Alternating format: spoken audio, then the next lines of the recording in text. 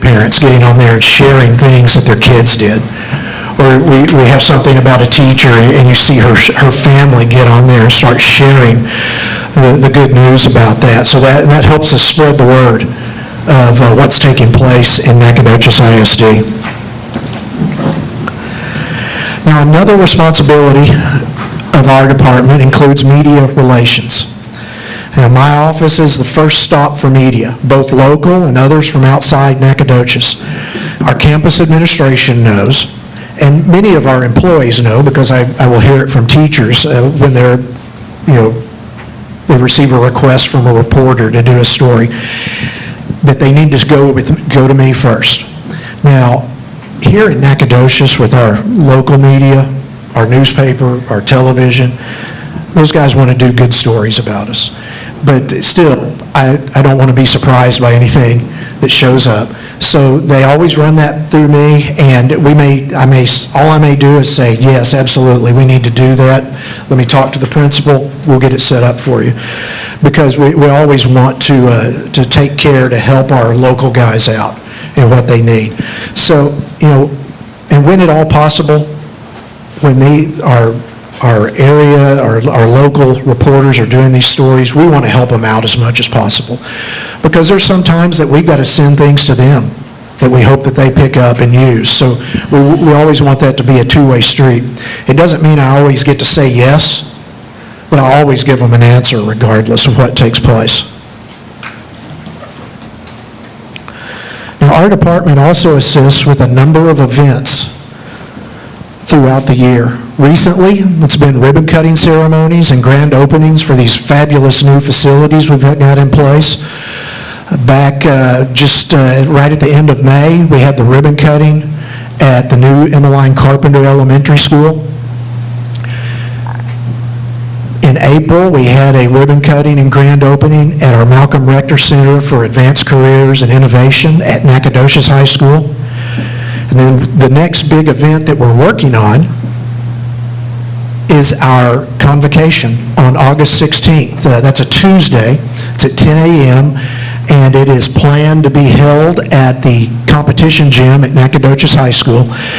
And this is going to be, and I hope I'm not jinxing anything right here, but this is going to be the first time we're able to do this in person since 2019. The most recent picture I've got is that one right up there, and it's nearly 3 years old. And that is a great kickoff. We try to make it as fun as possible. We try not to stretch it out way too long or anything so everyone gets fidgety and everything. But my staff, Aaron, Michelle, they lead the way on getting this thing organized. And we'll show up, and it'll be roughly 90 minutes long that morning. But they've spent days weeks preparing for this. So, we started working on this back early or at the end of spring, getting ready for all of this. And we've got community members here in Nacogdoches, business and industry that play a key role in helping support this financially.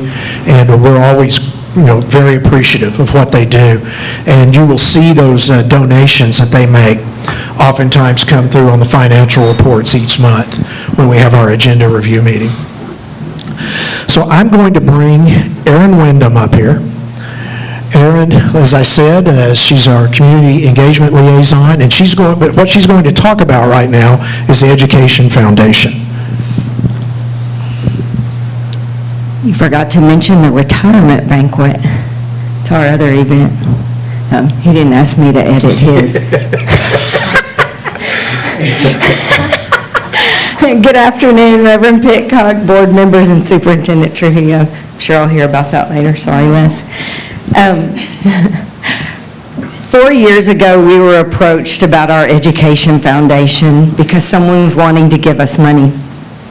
And when we realized we didn't have one, I started looking into it. And Mr. Fraley, who was the superintendent at the time, forwarded me an email from Foundation Innovation regarding their services as a consulting firm that helps districts and communities form education foundations. And this started the process, but I will say that Dr. Trujillo experienced the exact same thing we did when someone was wanting to give us money, asking where our Education Foundation was. He was brand new, so he came and asked us, and we were like, right, it's weird we don't have one in the oldest town in Texas, to be like one of the last to get an Education Foundation. Well, anyway, I started looking into the process 4 years ago, and Dr. Trujillo really helped push that through because apparently over the course of 8 years, someone from our district had reached out to this same consulting firm, all different people. So here we are.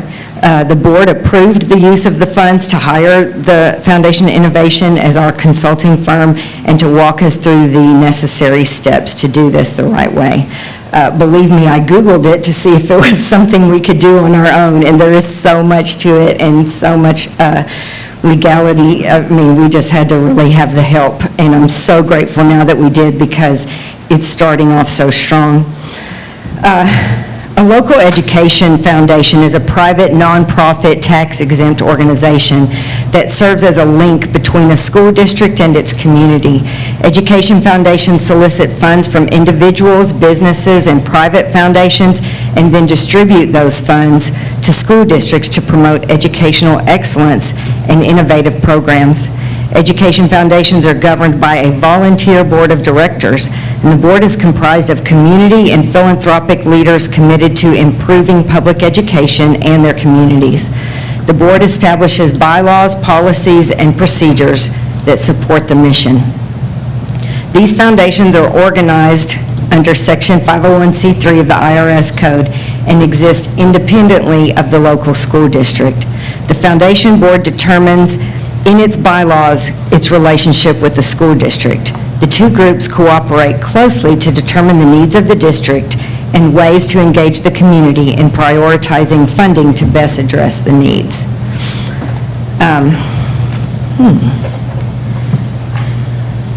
So our steering committee consisted of Mayor Jimmy Mize, Mindy Winslow, Dr. Trujillo, Michael Martin, Les Linebarger, and myself. And with this committee, we established the foundation's mission, purpose, initial priorities, and goals. So our mission statement is to provide opportunities for excellence in education, promote innovation in teaching, and partner with the community to enhance the quality of education for all students. There's a registered purpose, and I'm going to read it just so that you know what it is. This corporation is organized exclusively for charitable and educational purposes to benefit Nacogdoches Independent School District. To this end, the corporation shall at all times be operated exclusively for charitable purposes within the meaning of Section 501c3 of the IRS of 1986, as now enacted or hereafter amended, including, for such purposes, the making of distributions to organizations that qualify as exempt organizations under Section 501c3 of the IRS Code of 1986, as now enacted or hereafter amended. All funds, whether income or principal, and whether acquired by gift or contribution or otherwise, shall be devoted to said purpose. All right, so in our meetings, we talked about what the purpose of a foundation is, what our initiatives would be, and what the steering committee thought would be most important. So innovative teaching grants, scholarships for current employees, recognition of exceptional educators and support staff. And I'll talk a little bit about that in just a second. So within those priorities, the committee came up with the goals. So we want to enhance and enrich educational opportunities for students, support staff for innovative efforts, and recognize staff for exemplary teaching, involve the community in assuring a quality education for leaders and workers of tomorrow, and assist staff with professional development, certifications, and continuing education opportunities.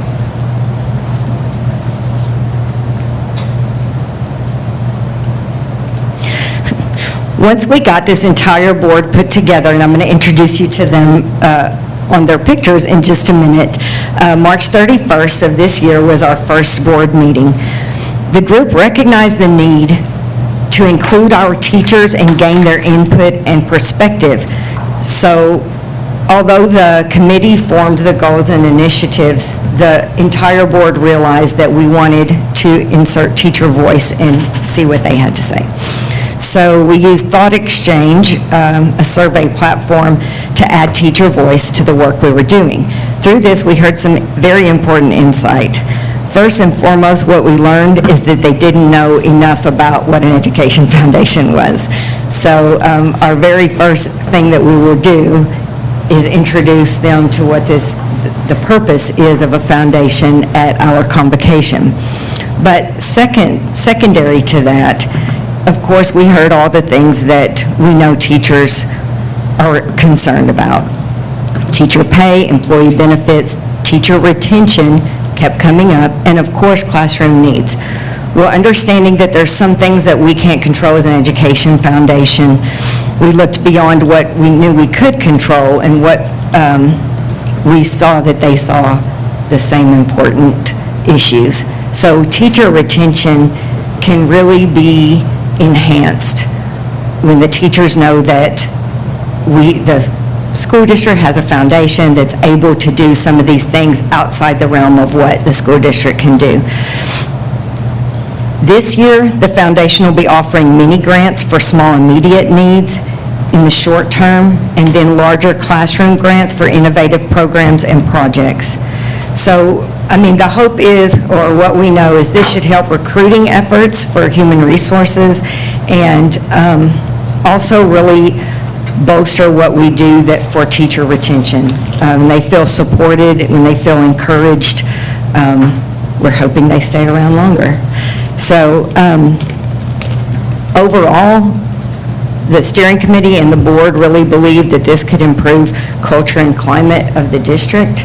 And in that way, we know that working together with the district doesn't just help that classroom or the students in that classroom. It will be pervasive throughout the district. In short, the board's main function is fundraising and then organizing and overseeing how those funds can fulfill our mission. So I want to introduce you to our Rockstar board.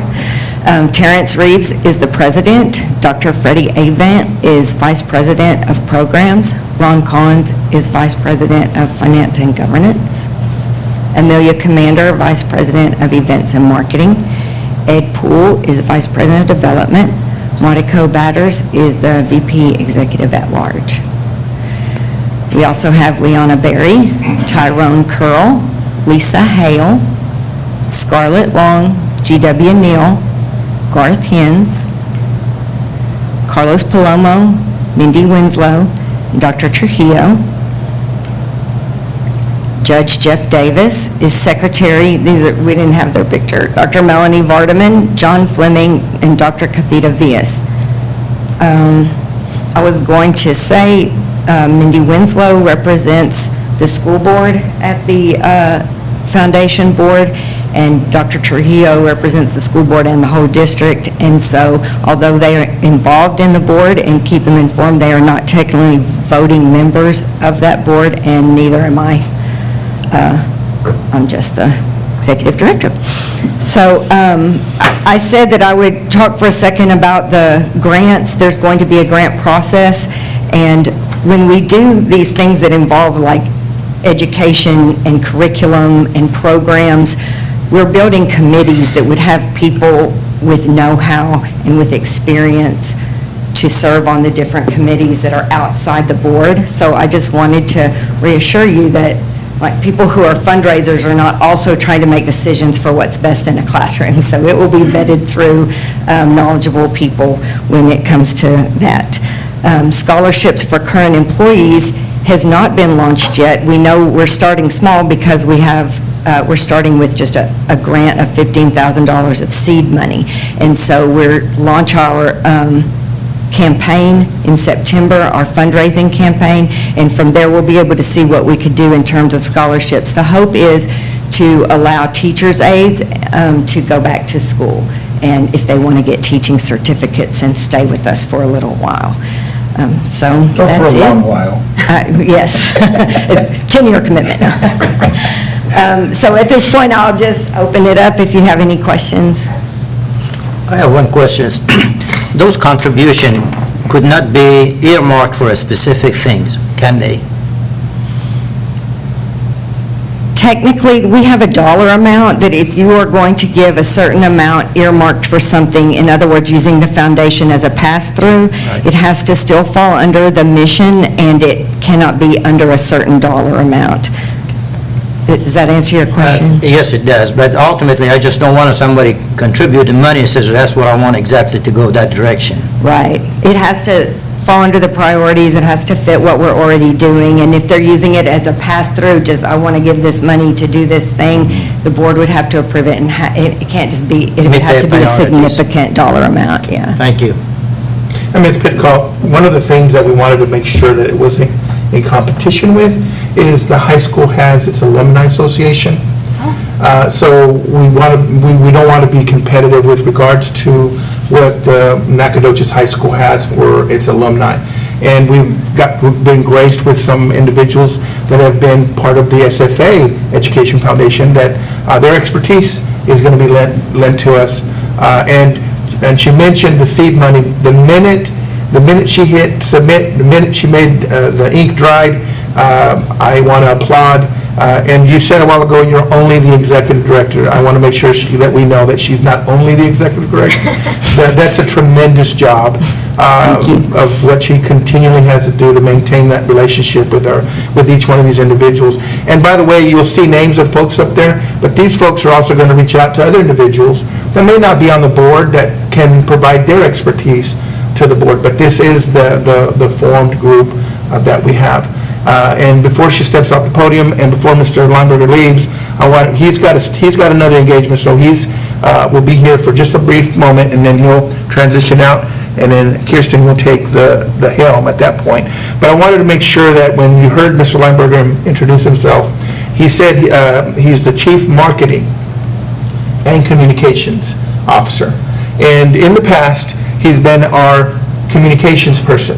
And a school district, in order for us to really go out there and communicate what we're able to do, not just in the reactive mode, but also in the proactive, is on the marketing. And I hope you saw and heard some amazing marketing that Mr. Lineberger and his staff are doing to make sure that our community is well-informed and know exactly what's going on. And there's so much more greatness coming from this department. And I do agree with Mr. Lineberger. He has the best job because he gets to celebrate and see a lot of the accolades and catch people when they are doing their amazing things. But he also has the toughest job, and that's when we have to package around crises.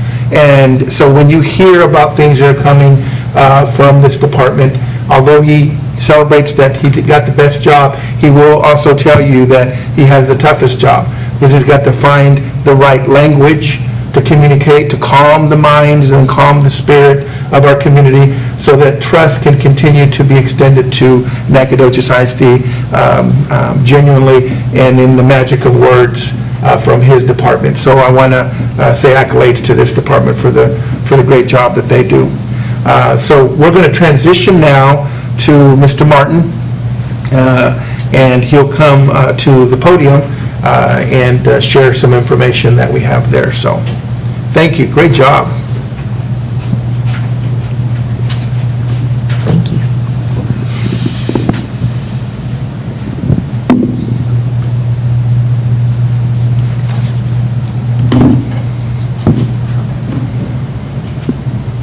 I'm going to set a timer here because I get really excited and I will talk all afternoon and no one else will get to talk. So I'm going to get it rolling here. Good afternoon, Presiding Officer Nurman, Dr. Goldman, Reverend Pitcock, Dr. Trujillo. Thank you for this opportunity. I have to kind of beg to differ with Les, and no disrespect, Dr. Trujillo, but I kind of think I have the best job in the district. I am very blessed to be the Deputy Superintendent for the Nacogdoches Independent School District, and I have many people who I am able to work with every day to help our students and our employees succeed in this district. We're going to begin with the top two folks I call in the district who work within the Office of the Superintendent. And the first one is Administrative Assistant to the Superintendent Board, Mrs. Holly Anderson. Mrs. Holly Anderson has been with the district a great many years and is a wealth of knowledge. She assists the board in many, many ways, preparing the board book and the board meetings each month, getting the meal preparations, doing travel for both the board and superintendent. She is invaluable to our organization, and we appreciate every single thing that she does. She is a wealth of knowledge when it comes to many different topics, including those that we work with here at the school district every day. The other person who is new to our office is Denise Ochoa. Ms. Ochoa serves with me as the assistant to the deputy superintendent. She comes from the business office. She's been with the district a couple of years now, and we're very glad to have her come over and work with us. She's bringing us some new skills and new talents over from the finance side that will help us, we believe, in the long run. A lot of my role deals with, again, I'm honored and privileged to be able to support and work alongside pretty much every department in the district. I work with a group of selflessness people who many times will put themselves last and put the school district, the students, the employees first. We will start looking first at our Nacogdoches ISD Athletic Department, led by the athletic director, Coach Darren Allman, and has the assistant, Carrie Scroggins. What I've put up here is just some UIL athletic offerings. This is not an exhaustive list of every UIL activity, athletic UIL activity that we have available to our students, but it is a pretty good list of what our students can do once they enter the high school and at the middle school level as well. Moving on, I'd like to talk a little bit about the Nacogdoches ISD Police Department. Safety is first and foremost. If we don't have a safe environment, we are not able to teach our students what they need to know to be successful citizens going out into our community. Chief Sandra Murray and Canine Officer Pablo, you see pictured up in the upper left-hand corner. Chief Murray is actually attending a training today with the other county law enforcement agencies over at McMichael Middle School, safety and security and active shooter training. To the right is Police Sergeant Joshua Mazel. Sergeant Mazel is a veteran police officer, came to us from the Nacogdoches Police Department. And then in the middle is her administrative assistant telecommunicator, Yvette Flores. Ms. Flores is a certified telecommunicator for police by TICO. Chief Murray has, as part of her team, team leader, Police Officer Carolyn Collier, Police Officer Clinton Russell, team leader, Police Officer George Burns, Police Officer Michael Brazil, Police Officer Christopher Hornbuckle, and Police Officer Joel Cook. The mission of the Nacogdoches Independent School District Police Department is to maintain a safe environment in which staff can inspire, teachers can teach, and students can realize their hopes and dreams. They will accomplish this by staying vigilant, proactive, approachable, and compassionate. The Nacogdoches ISD Police Department is a fully authorized agency which was formed by the resolution passed by the board in September of 1993. It received its authority from the Texas Education Code. All Nacogdoches ISD police officers are commissioned by the state of Texas, and all legal power and authority granted them under the laws of the state of Texas. Nacogdoches ISD police officers have jurisdiction throughout the school district, which covers approximately 262 square miles. The department has a memorandum of understanding which allows it to work closely with Nacogdoches Police Department and the Nacogdoches Sheriff's Office on cases occurring in overlapping jurisdictions. So that memorandum of understanding the school district has with the other agencies in the event of any type of emergency situation, we are able to call upon our other police agencies to come to our aid. I will next touch a little bit on our transportation department, directed by Stacy Lampkin, dispatcher LaTanya Wallace, and our shop supervisor Jason Williams. Also not pictured here is Sharon Howard. She is our route specialist, and Lamarcus Wallace, who is our Smart Tag facilitator. Mr. Lampkin and his team have about 70 employees at the transportation center, 58 buses, transport about 3,200 students daily, cover 225 square mile radius daily, with 33 regular routes, 7 special need routes. Also, they manage the rentals for the district staff, student field trips, UIL trips, and UIL academic trips. With the upgrades to our new transportation center out there, our shop folks are able to maintain our buses and our white fleet in-house for the most part. Anytime something breaks down, they're able to maintain it right there in that new facility. Also, it has a bus washing facility out there, which is very new to us. Mr. Lampkin, his saying is education begins with transportation. And when we travel, we want to make sure that our buses, because they are rolling billboards of Nacogdoches ISD, they are the cleanest and spotless vehicles that are on the road. So you will notice, if you notice a bus that's dirty, we must have had a bad rain and it went down on a dirty mud road. Otherwise, they're going to be nice, spotless, and clean. They also, with COVID, they have had to put some new safety measures in place with fogging the buses and hand sanitizers and other types of safety measures to mitigate the COVID-19 virus. With that, the technology department. Could I ask a question? Please. The smart tags, she doesn't know what that is. Okay, my pleasure. Smart Tag is a student badge system, much like our ID badges that we wear, that the students, every time they enter a bus or they exit a bus, they scan on or scan off. And it tracks those students so that the transportation department, as well as parents, will know approximately where the students are during the time that they are on the school bus. So it is a program that the board graciously approved about 2 years ago, and cost a pretty penny, but it has been worth its weight in gold with regards to helping us find students who decide maybe to get off at the wrong place. You know, I'm gonna get off at my friend's house instead of my house, and mom calls and says, "Hey, where's Michael?" And they're able to see where that student actually got off pretty quickly.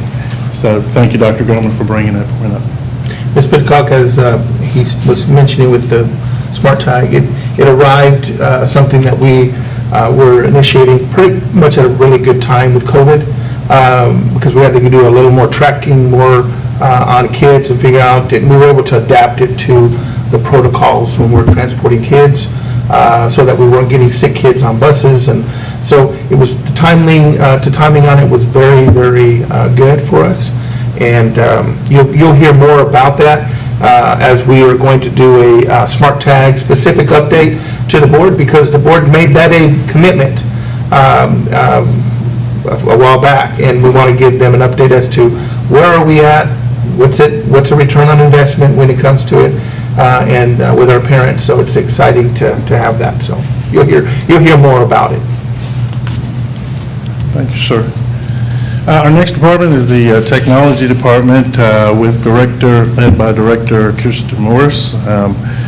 Ms. Morris has a secretary and has several technicians who, we have a systems specialist, Eric Forney, project specialist, Zach Simpson, mobile tech device tech, Jordan Uribe, Keith Mims is a computer technician, as well as Jace Park, Victor Lee. Tammy McDonald is our technology integration specialist, and digital learning specialists include Jennifer Carnares, Samantha Howard, and Abby Schultz. The digital learning folks work closely with our teachers and administrators, integrating technology into their lessons. The technicians do a lot of the hardware and software maintenance on each of the devices. Some of the responsibilities of the tech department include maintaining the district's network, including internet access, assign, inventory, and maintain student mobile devices. We have a one-to-one program in our district where every student is assigned a mobile device, whether it be a Chromebook or an iPad. So the technology department maintains and inventory and supports those devices. Also, the technology department assigns, inventory, and maintains our staff technology. All teachers have a one-to-one device as well, a mobile device, a mobile laptop. So it is a pretty big job that the staff have in supporting all of these learning tools. They provide digital learning support to staff, students, and parents, provide technical support to all technology in the district. This includes computers, telephones. Our telephone system is a voice over IP system, so it is based over the internet rather than your traditional telephone line that comes in off the pole. Also, the flat panels and the printers, the projectors that we project from, as well as the internet. And also, another one of their duties, and again, I express that going through the duties of all of these departments, this is not an exhaustive list. This is just a overview, a 30,000-foot overview, pretty much.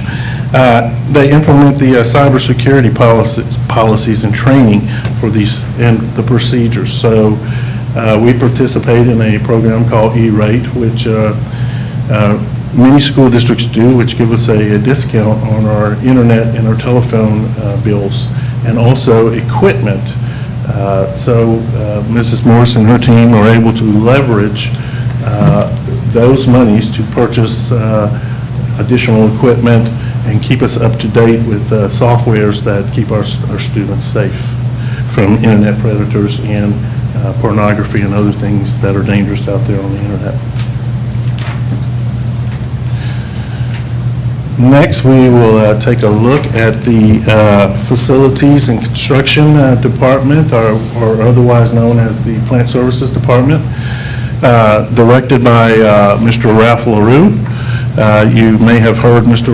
LaRue speak a couple of times here at the board meetings. We do board updates with regards to new construction as well as projects about every other month. Mr. LaRue is assisted by Cindy Robertson, maintenance facilitator. Mr. LaRue also has Mike Haley, who is supervisor of maintenance and grounds, Keith Hyder, who is the HVAC supervisor, Curtis Brantley, supervisor custodial, Robert Vaughn, warehouse supervisor, and Kenny Rogers, the evening custodial supervisor. A few of the duties and facts about the Facilities and Plant Services Group is that they have about 100 employees. They cover maintenance of all of our buildings. They cover the grounds of all of our buildings, all of our mowing, hedging, trimming of trees. They take care of all that. We have, under Mr. LaRue's purview, is our warehouse. We have a central warehouse located at 203 West Cox, of where every large order of equipment or supplies comes into and then is distributed out to the campuses or other departments throughout the district. We also have a print shop located at that same location that Mr. LaRue is responsible for. We have about 75 custodial staff. We have 80 buildings, 1,458,000 square feet of building maintenance has to take place, over 100 structures on 16 sites. We have 1.2 million square feet conditioned space with custodial services, managed new construction and maintenance. This past year, or the last 2 years, Mr. LaRue and his team have taken care of this district and staff and students with portable hand washing stations and portable hand sanitizing stations for the COVID pandemic. Again, these are just broad overviews of those departments, and I'd be happy to answer any questions you have over any of them or any other. So now You'll have a couple of folks that he did not introduce Yes. as part of his group because they're presenting to you today, one of which would be Mr. Tarbin, that falls under Mr. Martin, as well as Mr. Whitaker, and Human Resources that would be presenting as there, so. Thanks, sir. So now, as part of the orientation, we go over just a 30,000-foot view of a couple of board policies. When we start talking about board policies, the first thing that comes to mind is district governance. And the district is bound by statute and agency rules, or Texas Education Agency rules. It's also bound by state and federal laws. It's bound by the commissioner's rules, UIL rules and regulations, and limitations of state, federal, and foundation grants. I believe at your place you may have a notebook that has been provided. Ms. Anderson graciously put it together for us for you to have and take with you if you like. And it will further explain a lot of these policies that we're just going to go through this afternoon. The district is bound by board action. State law provides the school board with the authority to oversee the management of the district. The charge represents many different types of board action, each with specific purpose, including adopting local policies. And we will focus more so on the local policies today. The district is bound by administrative regulations. State law names the superintendent as the district's administrative manager. Administrative regulations include things like the student and employee handbooks, grading guidelines, forms such as permission slips, and employee applications. These type of regulations do not require board approval.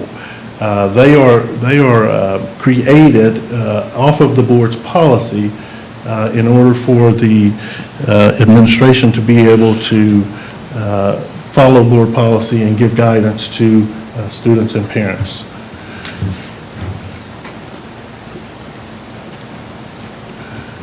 If you've taken a look, this is what the board book online looks like. This is the home page, and I've been told that it's going to be changing here very soon. We rely heavily upon the Texas Association of School Boards, or TASB. You'll hear us say TASB.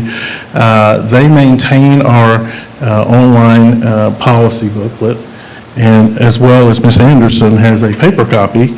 And many times we try to figure out, okay, well, when did this policy change?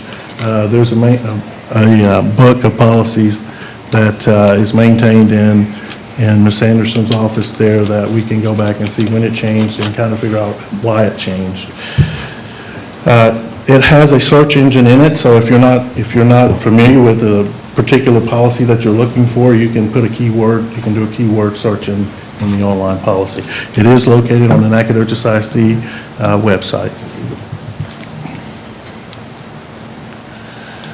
The district's policy manual is divided into sections corresponding to the major areas of operation. Those major areas of operations are A, basic district foundations, B, local governance, C, business and support services, D is personnel, E is instruction, F is students, and G is community and governmental relations. So each one of these, and you asked Tasby, what is the logic to, why is local governance B? They tell you, don't pay any attention to that. It's just a placeholder. Policies are divided into legal policies and summarize the law on the topic. And then we have local policies which outline board mandates regarding governance issues.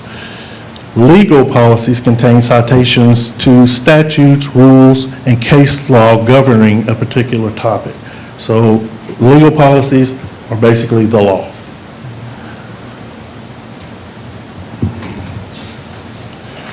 Board authority. The board has final authority to determine and interpret the policies that govern the schools and subject to the mandates and limits imposed by state and federal authorities, has complete and full control of the district. Board action shall be taken only in meetings that comply with the Open Meetings Act.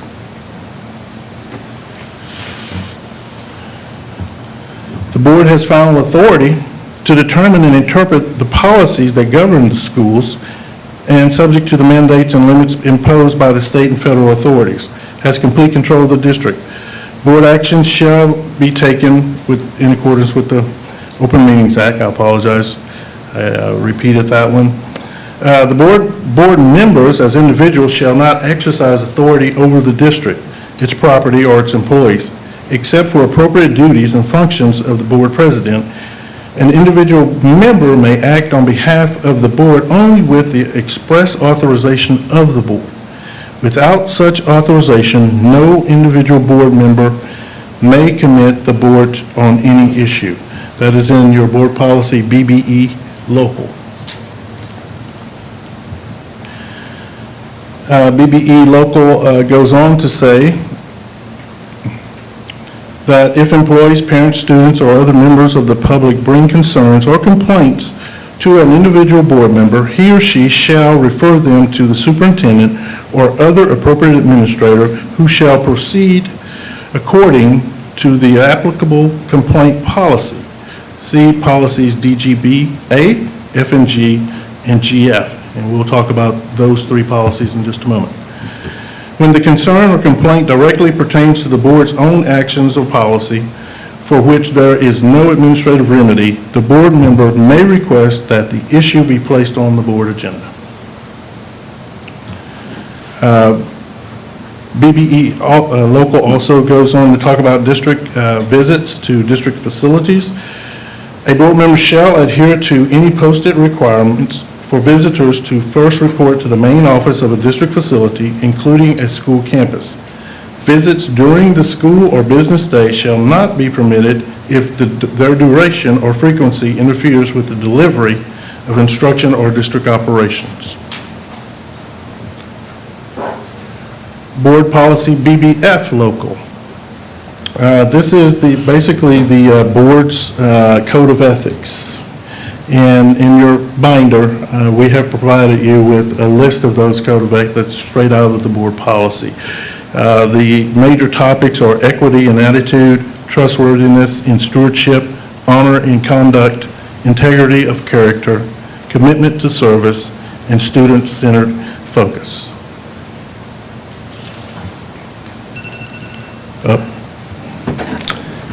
I will wrap it up. Board policy BBFB, ethics, prohibited practices. Public servant shall mean a person elected, selected, appointed, employed, or otherwise designated as one of the following, even if the person has not yet qualified for the office or assumed his or her duties. An officer, employee, or agent of a government or a candidate for nomination or election to public office. So basically, we're all public servants. Within the context of current law, the district shall be guided by board-adopted written policies that are given appropriate distribution and are accessible to staff members, parents, students, and community members. Harmony of the law. Newly enacted law is applicable when effective. So we don't wait until the board convenes. Once a law is passed, it's enacted.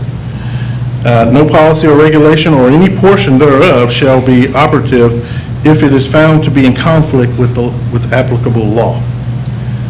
Adoption and amendment, this one is a pretty important one here. Proposed local policies or amendments introduced and recommended to the board at one meeting shall not be adopted until a subsequent meeting. So it takes 2 meetings to pass a policy. There is one exception, which is an emergency adoption may occur in one meeting if special circumstances demand an immediate response. Going back, DGBA is our complaint policy. This complaint policy is for employees.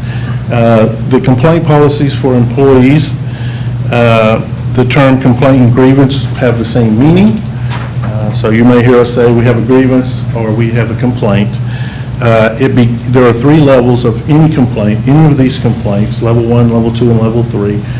Your board policy directs administration with some very strict guidelines and timelines that we have to meet in order to help resolve or relieve the person who has the complaint, and we have to do it very timely.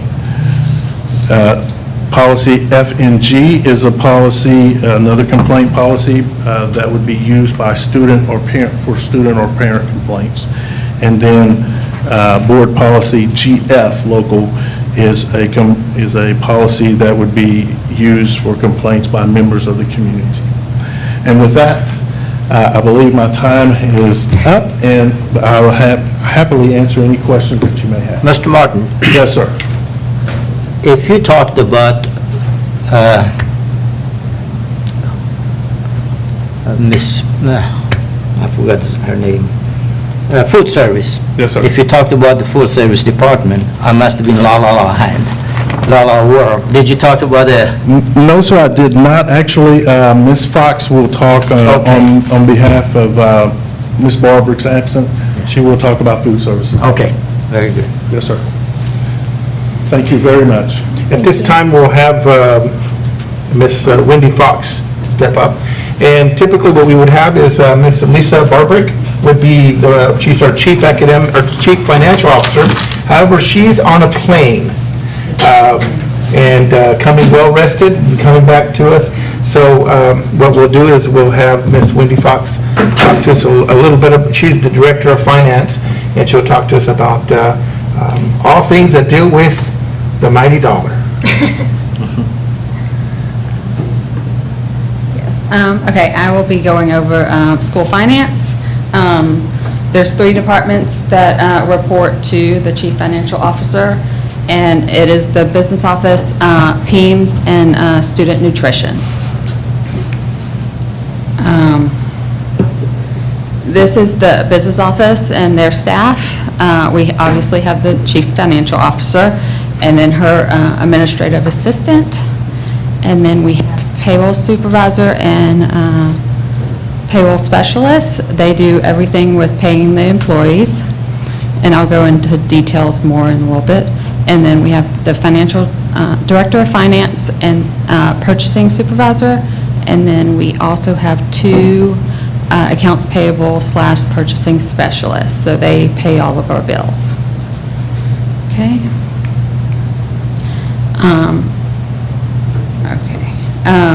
You can look at the paperwork that I had given you for the financial overview that you received.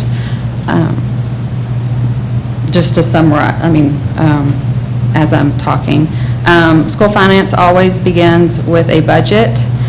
The budget reflects the goals and of the district combined with education code, fair labor standards, governmental accounting standards, and much more. The district is currently operating a budget of about $137 million for all of our funds. $29 million is for our bond projects. $60 million is for our general operating expenses, and $35 million is federal. 14 of that is for regular federal funds, and then 21 million of it is for our ESSER funds caused by COVID. Our normal operating budget is about $86 million. Okay, payroll comprises of approximately 80% of our normal operating budget. Okay.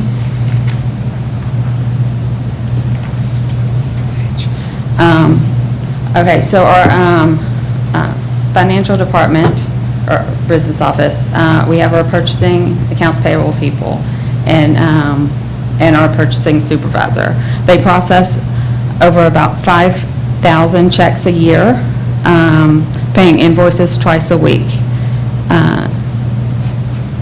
To date, the district has almost $40 million of invoices. Purchase orders are required before purchasing items and go through an electronic approval process that includes verifying of account codes, allowability, and identifying in the campus or the department improvement, the district improvement plan. Okay. Invoices must match product on purchase order and not exceed the amount on the purchase order. And our payroll has about 1,100 employees, 667 professionals, and 474 non-professional staff. 85 substitute teachers and 95 substitute paraprofessionals. Professional staff, paraprofessionals, and clericals are paid once a month. Our hourly, which includes transportation, maintenance, and student nutrition, are paid every 2 weeks. Okay? And our financial compliance is the responsibility of the CFO, Director of Finance, and Administrative Assistant. And their duties consist of developing and compiling budget, maintaining general ledgers, overseeing payroll and accounts payable, requests T's draws. These are, so our federal funds through TA, we apply to say, hey, we would like this much money, this is how we're going to spend it, and then we actually spend those funds, and then every 2 to 3 months, we go, okay, this is what we've spent, can we receive those funds back? And so that's what that is through the Texas Education Agency. Complete financial compliance reports ranging from monthly to annually. There's at least 25 reports that we do. Prepare financial statements, manage external audit. We do an annual audit every year. And then we also have TA surprise audits us on a regular basis for different reasons. And then we monitor enrollment and average daily attendance. Finance touches every aspect of education. All employees must be paid, and all invoices for the entire district must be paid also.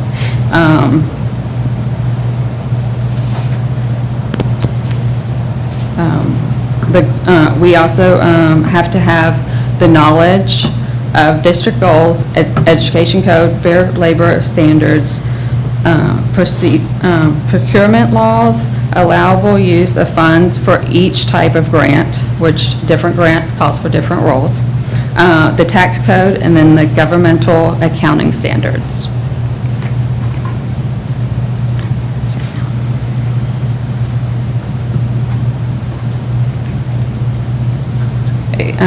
You also received a copy of our 22-23 budget calendar, and it aligns due dates and responsibilities to different staff members.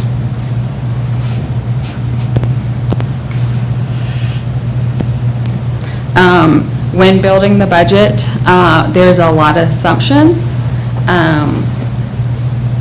We assume enrollment numbers because we don't have those final numbers when we're building the budget. And enrollment is the number of students actually registered to attend that school year. We also look at our ADA, which is the average daily attendance. If a student is absent, we do not get paid for that student. The WADA is the weighted average daily attendance. Certain students are put in different categories, and we get higher rate for their attendance. And and then I gave you a list of those different categories. And they're also separated out with our PIC code on part of our budget, our budget code on how we separate things out. And so I also gave you a sheet on which each one of those, a better description of what each code means. Okay. When allocating funds to campuses, equity must be maintained.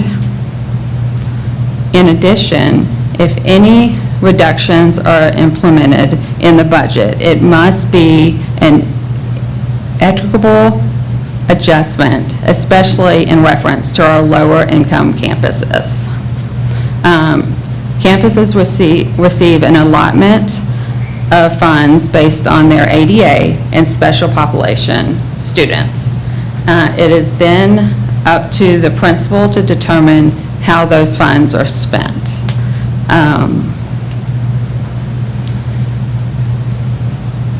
Different expenditures are listed in the documents that I had given you. Departments are also go through the same process for their budget. Budgets are collected, summarized, and presented to the board for adoption. The board adopts a budget at the function level. Once adopted, each line item budget is uploaded into our financial system. There is about 5,500 budget line items. Okay, and I gave you a copy of our budget that was just approved last month. Okay, these are the tax rates. We will not have our new tax rates until, I think they're coming, we're waiting on TA. We should have them in the August board meeting to you. But House Bill 3 required all school districts to lower their tax rates for several years. Property values across the state increased dramatically. Nacogdoches saw a 10% increase. Proposition 2 was approved by voters to raise the state homestead exemption from $25,000 to $40,000, which helps soften the blow to homeowners. TA began calculating the tax rate in 2020 rather than the school district, and that's why we're waiting for them to get those rates to us. Actually, tax rates won't be available until August. So I already said that. Sorry about that. Okay, so now I'm going to go over our PEMS department. Our director of PEMS is Shantae Rogers, And these are the, and she has two different employees under her. And her and her team do reporting mechanisms for all areas of school district function. And some include attendance and budget and actual expenditures, teacher data, and student data. All right, and then our student nutrition is, the director is Robin Thacker. The district is part of a CEP, which allows all students to eat for free. The district has a central kitchen, 9 campus kitchens, a summer feeding program, and catering. The CEP is important to know because it's not permanent. That's an ongoing calculation and collection of our socioeconomics within our community. And if it remains within a threshold, then we qualify for the application, and then the state will grant that. But if we don't do a real good job and stewards of that, and maintaining that and getting good data, then you can lose that. And so we want to make sure that that's something we're constantly on top of from our families. A great service we provide for all of our community. Yes. Is there any questions?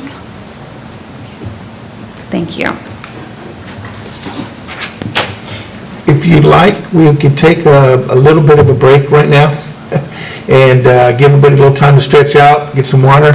Actually, Holling's got some lunch right around the corner. If you feel like grabbing something and feel comfortable just sitting here eating it while we continue the presentation. However, the break will be brief to go take care of it, because otherwise we add the minutes to it. That's why it's going to be a working lunch that we can have, so. And when we come back, it'll be Dr. Hill coming to the podium with us, so. Ladies first. Oh, wow, this is, now I can be on theme. And just know that we're continuing to be recorded.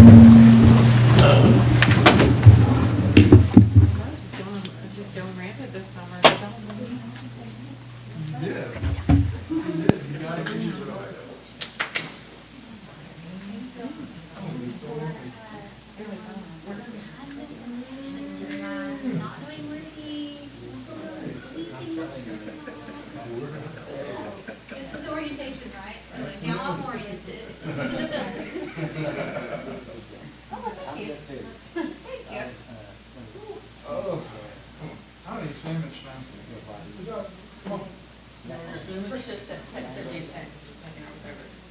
Oh, yeah, yeah, yeah.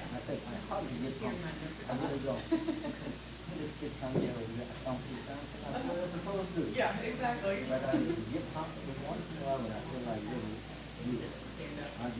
Well, thank you. Yes, yes. How are you? Kirsten, how you doing? Good, how are you? Yeah. Oh, they went to go to the restroom? Oh, I don't want to be a fast one.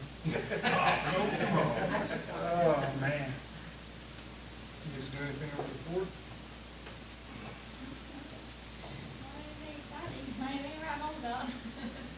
I did. What'd you do? Last week, the waiter for the date.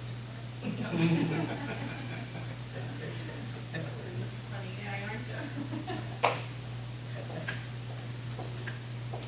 Oh.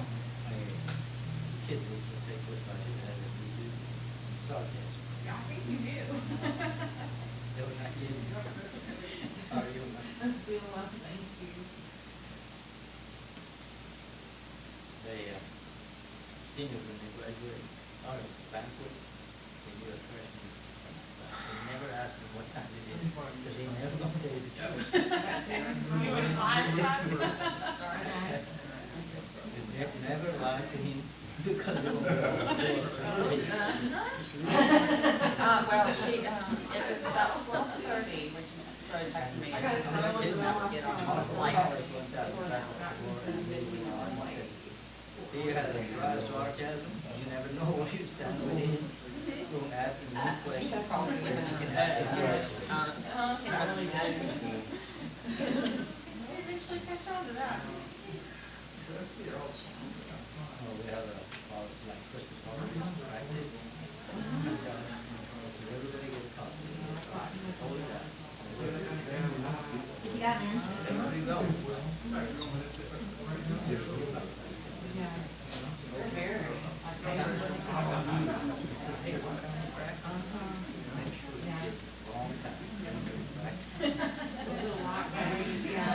There you go. Because they're already there. You're no longer the first.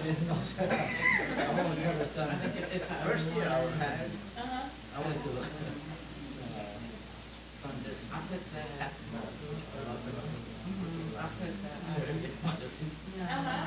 I said, Miss Mother, when is the early release? So it is your handbook. So I picked them out of habit. Everybody said, what time is it? I said, "Hey, watch over there." Take that one from me too.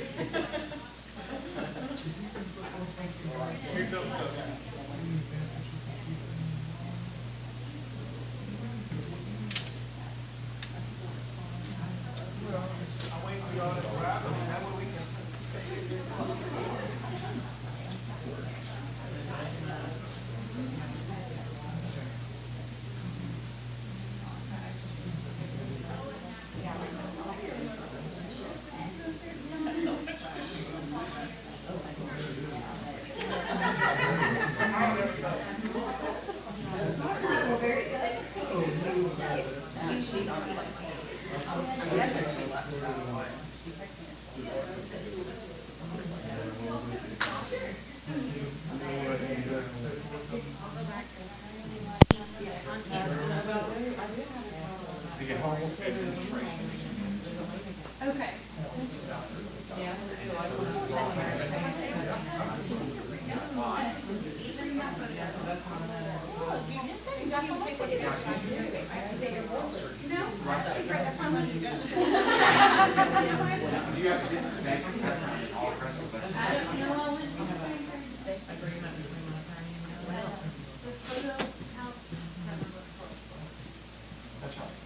I went where I was fine. But, yeah, it's not a big deal. The main thing is it matches. No, I did. I didn't even know y'all all wore dark things. I've got a headache and I already know most of this stuff, okay? Well, So, the good news is being a parent has given me glimpses into parts of this just because my kids are, you know, like I have the app. Because I'm a parent and I gotta say, you know.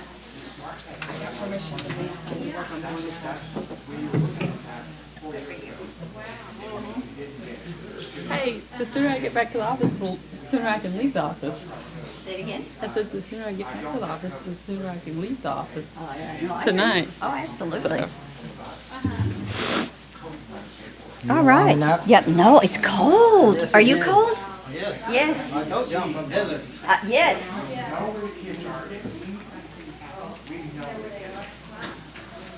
you might have parents ask you that question. Okay. What do you do for that? So, we just have, okay. Oh, man, these kids were great. I'm worried about our activities. We are continuing to record and broadcast. They were sent to Oh, they were. No, they weren't. Working Oh, they lunch weren't. for those that are gonna join in, so if you see us, enjoying a bite of a sandwich, Yeah. and we'll do that as, Dr. Keto, our Chief Academic Officer, and, Dr. Joe Lynn, Corley will be, visiting with us now. She's our Executive Director of Curriculum and Instruction, so we'll let them get started. All right. Thank you, Dr. Trio. Welcome, Reverend Pitcock. We're glad to have you, board members. So we'll go ahead and get started.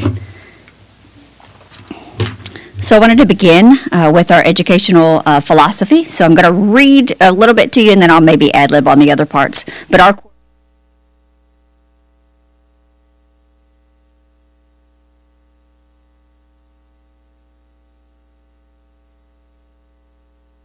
educational process. All students deserve to be taught in a safe and secure environment. You've already heard that from Mr. Martin. You'll hear from Mr. Tarvin in a few minutes more about safety. The participation of parents, of course, and the community is necessary for our district to succeed in its mission. There's plenty of research out there that shows how important our community partners are, vital to our institution. And then, of course, we have high expectations for everyone, including staff and students. And they are critical. It's critical to be engaged, energized, and ultimately successful district. So I believe it was a couple of years ago, Reverend Pitcock, that the board adopted 3 different goals, and this was a mandate from House Bill 3 from a couple of different legislative sessions ago. And so we had to adopt one surrounding early literacy, early childhood mathematics, as well as career, college, military, and readiness. So you'll notice that, and I'm so sorry, it's small print, but you should have a larger print in your handout. But you'll notice that our end goal is by 2024. And so basically the state has I think it's a 30-60 plan, if I remember, or 60-30. Sorry, sometimes I get dyslexic. And so we built it out for several years, but you'll hear more on our progress towards these particular goals in our very large September accountability report to you guys. So you'll hear where we are regarding these goals. You'll notice there's another acronym in our CCMR goal. It's called the TAPER. You might be familiar with it, but it's called the Texas Academic Performance Report.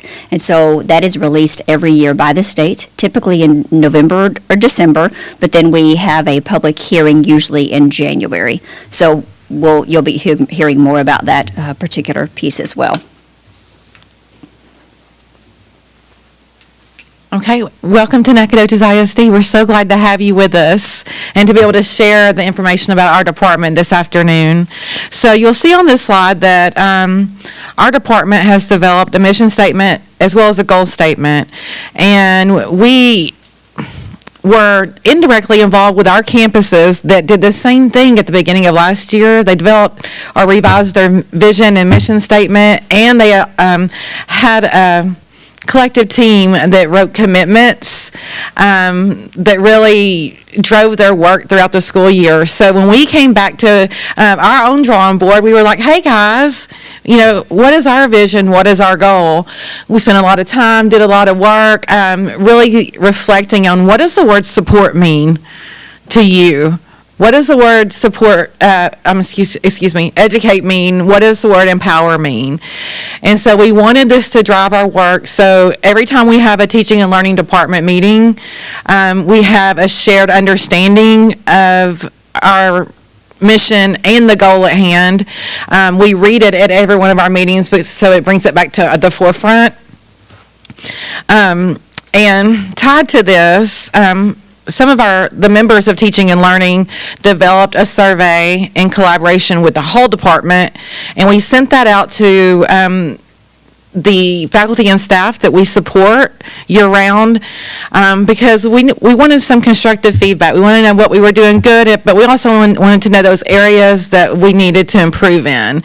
And we were able to take the results from those surveys and put them into action steps. For example, one of those being that our visibility on the campuses, the intention to follow up with professional development, so that we are evaluating the needs of all of our faculty and staff throughout the process. And so that's just been real insightful for us. This list is really the whole umbrella of teaching and learning. And like Dr. Hill said, that's just what we do. We provide support and services in many different areas. Just throughout this past summer, we've been dropping in at the HR new hire meetings, and we've been explaining our department to our new employees and wanting them to know that if they need anything for support throughout the year, they're going to see our faces, and we're the people that they can go to for all of these different areas that are listed here. During the spring semester and early summer, we've had 2 resignations. We are grateful for their contributions in our career, technology, and education departments, as well as our fine arts departments. So we've been conducting interviews, and we hope to, we will sustain and continue to expand on the initiatives in those two departments. I would like to point out we have three new members to our teaching and learning team. Scott Tyler, Humanities Coordinator, just joined us 2 weeks ago, and we have Mrs. Melinda Weebold as Math Science Coordinator, and Lauren Canty is our K-2 Literacy Coordinator that just joined us this week. In the teaching and learning department, while we cover many different areas, we work really well together and collaborate and cross-train so we can build capacity, because if we don't know the answer, we certainly want to learn the answer, so that we're able to continue to provide that seamless support for everyone in the district. So one thing that's super important for us is for us to have a common understanding. So because there's a lot of people within our department and of course within the organization as you're seeing today. And so it was very important for us to develop some written procedures, but then have what we call a chart that would have our tightly and loosely held systems on it. So this is almost kind of a landing page and a resource page for all of our instructional staff, including our instructional leaders across the district of, hey, what is our expectation for lesson plans? Meaning something as simplistic as we want them turned in 2 weeks in advance or on Fridays, things of that nature. So this is a good landing page for us to use and reference throughout the year. So on the left-hand side, you've got those really tightly held, like these are almost the non-negotiables. Tightly held is a little nicer term than saying non-negotiable. And then what you see on the right is campus-based decisions. So just a really quick example, like tightly held, like I just referenced, would be like lesson planning. If we use a particular method just called backwards design, beginning with the end in mind, like where do we want the students to know, do, and understand at the end, and so we have some expectations around that. It's also helpful for our brand new teaching staff that are coming on board of when we hear this word backwards design, but we really don't understand what that means. Here's a document where I can go. You'll notice that a lot of the documents on the left or titles of documents are blue. That's because they're hyperlinked. We use a lot of Google documents within our department, and so that they're very easy to share. Everybody has access to them, and so it's just a really quick one-stop shop is what we were going for here. Some examples that might be for loosely held, we do not want to get in the business to tell teachers how to teach because they have to bring their own flavor and their own spice to their classrooms. We do need to kind of give them some guidance on what to teach because we're just following the law, and Texas says, hey, we have this written curriculum called the Texas Essential Knowledge and Skills. You have to follow it. And so we help provide instructional resources, but we don't necessarily mandate a script that teachers have to follow because, again, it's very specific to their individual personalities. So just to take a little deeper dive in what we do, and it was pretty difficult to define, actually, when you try to say, okay, I only want to define what we do on like maybe 3 slides or less. So really anything that has to do with instructional design and delivery is on our side of the wheelhouse. And so that is with just our department, but it's also our instructional leadership. So we work very closely with our principals as well as our assistant principals. One of the things you'll constantly hear us talking about, or if not us, you may hear it out in the community, is the teacher incentive allotment. And so Nacogdoches submitted their application back in March. It was due in April. We're still waiting to hear the final outcome on whether or not it's been approved. We feel reasonably sure it will be. We're just waiting for the formal email. But you will hear because we will go back and visit with several different campuses at the beginning of the school year to inform them on where we are and how we landed on some of the decisions we made within our application. Within our department, we have the bilingual English as a second language, or the BESL department. That is led by Dr. Evelyn Sauceda. We have about 1,800 students that are considered emergent bilingual. We have about 2,200 students that we monitor. That's just kind of a technical term that Texas Education Agency uses. Within her area, she also has 7 language learner specialists who really work with those students and have LPAC meetings at the beginning of the year. Language proficiency, what's the A? I should know. I'm sorry. I've just drawn a blank. Yes. Okay. Sorry about that. We provide the teacher and administrator support. So like Dr. Corley said, we definitely try to get out on campus as much as possible because that's where the real work is being done. And our role is to support, and we can't support if we don't know exactly what's going on. Plus, it also gives us a different perspective because it's much easier to sit behind a desk and make a decision. But when you get out there and you witness the real work, then your perspective changes drastically. And so it's super vital for us to do that. And then, of course, just to build relationships with all of our teaching staff. We provide a new teacher orientation at the beginning of the year where all of them can get to know us and see our faces. And we also meet quarterly with our new teacher academy. And so we have activities for them planned throughout the school year. Our Student Support Services Department is led by Dr. Audrey Young. She's our Director of Special Education. Within her department, she has about 802 students that are identified either as special education and or deaf education students and or dyslexic students. She shares that responsibility with Kayla Hughes, who is our director. She has a long title, so I always have to reference it. Our Director of Nacogdoches Regional Day School Program for the Deaf. And within that regional day school, there are approximately 23 surrounding districts that participate in that program in addition to one charter school. They have a combined 51 staff members within their area. So they serve, all of our students and have any type of therapy, counseling services, anything that's required by a student's individual education plan.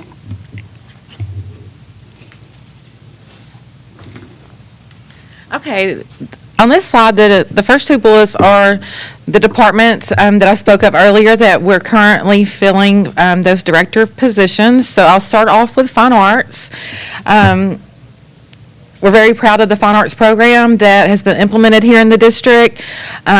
It is a comprehensive program that includes art and music in K through 12, as well as band and choir in 6th grade through 12th grade. And just new this year, implementing some dance opportunities for our middle school and high school students. So we're always continuing to evaluate the program, see where we're at, and take those next action steps to see how we can serve our students. Then our career and technology education has several different components. We have community partnerships. Actually, just this summer, we have students that are participating in internships where they're able to get CTE credit while they're also learning life skills and work skills with a mentor. We have student competitions throughout the year, as well as the focus on industry-based certifications. The CTE director works closely with an advisory committee, and that advisory committee is so imperative to the success of the program because it involves different stakeholders, faculty and staff, of course, administrators, but also our community members, our business partnerships in the industry. And as we seek feedback from them, we're able to check our direction and see how we're serving our students in that area.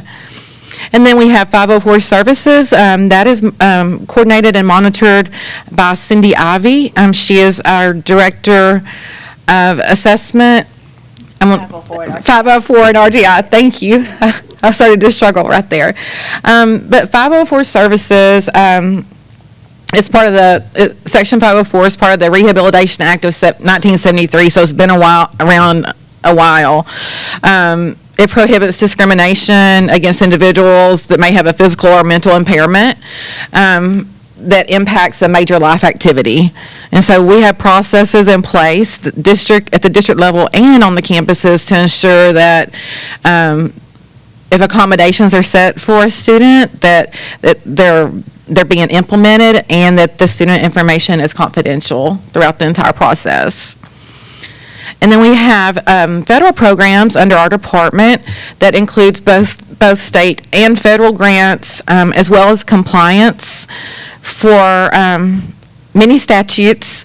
We have Ms. Reagan Grisby in our department, and she excels at making sure that we meet those timelines and we prioritize the needs that ensure we're spending funds on things that are allowable, and that we communicate that in a way they were able to establish transparency about what the program intent would be for the grant, how we're using the funds, and then the impact of those expenditures. Okay, in teaching and learning, we have both state and local assessments. This includes the STAR test and STAR end of course for our high school students, as well as our local assessments. And we listed here curriculum-based assessments, and we have a pre and post test that's been established for our teacher incentive allotment. And the purpose behind that is because we want to be able to provide data results for student growth measures for teacher incentive allotment. And then right hand in hand with that, we have our accountability systems. We have Mrs. April Grady. She's our coordinator of accountability and compliance. She's well versed in our data sets, and we're continuously looking not only at our current data, but we love to go back and look at it in many different ways, like longitudinally. We look at trend reports. We look at demographic reports, as well as cohort group reports. And then we're able to have some really authentic conversations with our administrators on our student needs. Professional development, this is our busy time during the summer right now. We are planning so many great, wonderful things to support our faculty and staff. We have a lot of things happening in the month of July, but then we're going to hit it big in August when our teachers come back to the force. So we have some exciting and motivating trainings that are in the works that also support those tightly held systems that Dr. Hill spoke to, as well as the instructional resources to make sure that we provide the support, the background information that our faculty and staff need to ensure that the programs are implemented with fidelity. And then finally on this slide, response to intervention. You may also hear it called the multi-tiered system of supports. I really can't locate a difference between the two labels, but it's RTI, MTSS, and this allows us to really focus on not only the instructional delivery, but the results of that delivery. How are our students doing formatively, and not waiting until a summative test to see if mastery has occurred.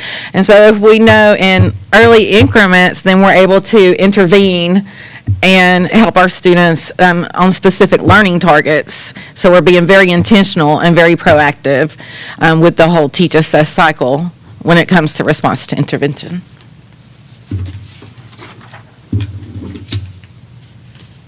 And I think that is all for us. Yeah. Any thoughts or questions for us? Okay, thank you very much. Thank you. As we now extend an opportunity for Mr. Tarbin to come up and do his presentation.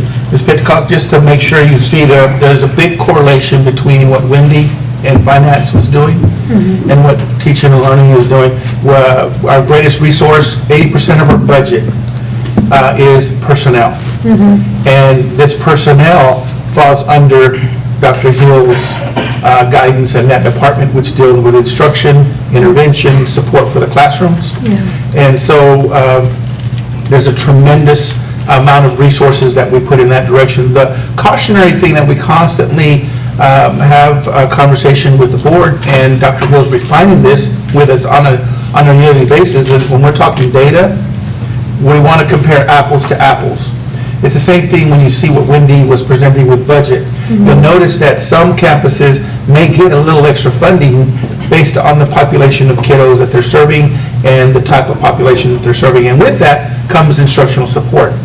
So as a board, when we start talking about why has this campus got this, it all leads back to PEANS, the coding, and it leads back to the support and expenditures, and then what those committees will do in order to expend those funds. And as Mr. Tarbin comes in, you're going to hear some things about some specific committees that are at the district level, but they're representative of campus committees that guide in the area of instruction and safety and all the things that are there. So when you see and we have a conversation, we want to really look at comparing apples to apples. So if we're saying reggae, then we talk about reggae, and we look at longitudinal reggae. We won't take and look at reggae and compare it to TJR. It's different groups of kids, different budgets when it comes to it. So just to kind of package that up for us, as Dr. Hill has done a marvelous job of presenting that area. Mr. Tarvin. Thank you. Good afternoon, Reverend Pitcock, board members, Superintendent Trujillo. My name is Maury Tarvin. I'm the Executive Director of Safety, Student Management, and Campus Operations for Nacogdoches ISD. I have a secretary, Ms. Jasmine Pratcher, who is also at the DSC. She is not pictured here. She's new to the district, so I didn't have a picture yet, but I want to thank her for her assistance. So, I'm sorry, I'm getting a spam call at the same time I'm looking at my presentation on my phone. Under my umbrella is becomes safety, the counselors, social workers, nurses, truancy officers, the Student Health Advisory Council, the District Advisory Council, Committee, discipline, transfers, student code of conduct, and the student handbook. So the first thing I'm going to do is talk a little bit about safety. Now, I could sit up here and we could talk probably the whole afternoon on safety, all right? But my understanding was this is just a broad overview, so I'm going to keep it brief. I will tell you this before we go into it, and this is very important, is we are working to be as proactive as we can possibly be so we do not have to be reactive. Okay, and so just please keep that in mind. We're working hard. So under safety, we do have our Nacogdoches ISD Police Department with Chief Murray as the leader of that, instrumental in everything we do. We do put out an emergency operations plan, and that's through the police department, but we do have a committee that we work with as well on that. We do have an NISD District Safety and Security Team, and those members will be the board president, there will be a board member on there, the superintendent, Mr. Martin, the deputy superintendent. We have a principal on there. We have a member of the Nacogdoches County Office of Emergency Management. We have, obviously, Chief Murray. We have Sergeant Maisel on there as well. We do have a parent. We have myself on there, the Executive Director of Safety, Student Management, and Operations, long title. Classroom teachers and plant services. So we try to bring everybody who could come up with, that would deal with an emergency situation, at least a representative from every department and every walk of life that we can bring in. Each campus has a safe and supportive school programs team. So every campus will have that, and that team looks at different threats, threat assessments. If a student makes a threat to the school, obviously we'll spring into action, the administration will spring in, the police department will spring in, but then the safe and supportive school program teams also takes a look at that and determines what we might need to do in that situation as well. So. When we talk about safety, I would hate to leave out the administration that's sitting in here in this room right now. They are extremely supportive of what we do. They do a lot of planning with us, and they're instrumental. Excuse me. And then obviously they work with the training and professional development of our staff as well. Now, I talked about being proactive. One of the things that Nacogdoches ISD doing here is our police department and administration are in partnership with the city, county, the Stephen F. Austin Police Department, and our group. We are working to develop an all hazards work group, so that if there is some type of emergency situation, not just at school, but within the city or county, that we bring people together, and we kind of like a command center, thought processes, everybody would be able to throw things out to help center that. So we're working with them on that. That's going to be critical if there is ever an emergency that we need to deal with. One of the things that we're currently doing right now, because of the tragedy in Uvalde, the governor has come out with a number of things that the districts need to do by September. So we are in the process of working on these as we speak. One of those is conduct a summative targeted partial safety audit. Every 3 years, we have to do a full safety audit. What they're asking for right now is that we do a partial summer one to make sure everything is going well. So we're working on that. Conduct an exterior door safety audit. That is happening as we speak. That should be done, completed for the district by the end of next week. At least by the end of July for sure, but we're expecting it to be the end of next week. Convene the Safety and Security Committee to review the multi-hazard emergency operations plans and active threat plan. We are working on that as well. Ensure all staff are going to be trained on specific campus emergency procedures. Schedule all mandatory drills for the entire school year. Ensure the threat assessment team members have been trained and review and update access control procedures, how people gain access to the campuses and things of that nature. But all of that has to be done by September 1st. So you can see we're going to be a little busy on that. So under my umbrella, I also have the nurses and health services. What we have here are a number of our nurses. I'll go through them all real quick. Miss Kelly Poole is our nurse supervisor. She is imperative to our nurses and our health service system. I really look to her for the expertise that she has. And then we have a number of, every campus will have a nurse, okay, with the exception of Margie Chumley. Margie Chumley Academy for Success will be serviced by floating nurses and/or a high school nurse if we need them. Margie Chumley Academy for Success is also our drive-up testing site if we need to have if one needs to happen this year, okay?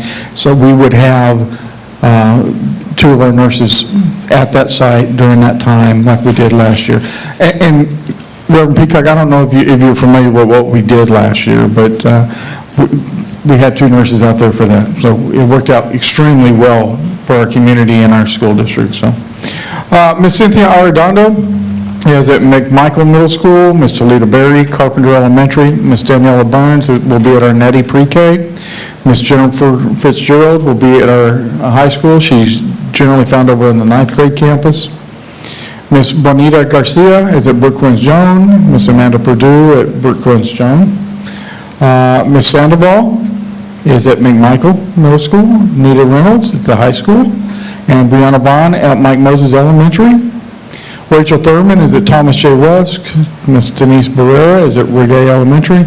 And Alex Kinney, Miss Alex Kinney is at Mike Moses Elementary, and she's one of the floaters that we have.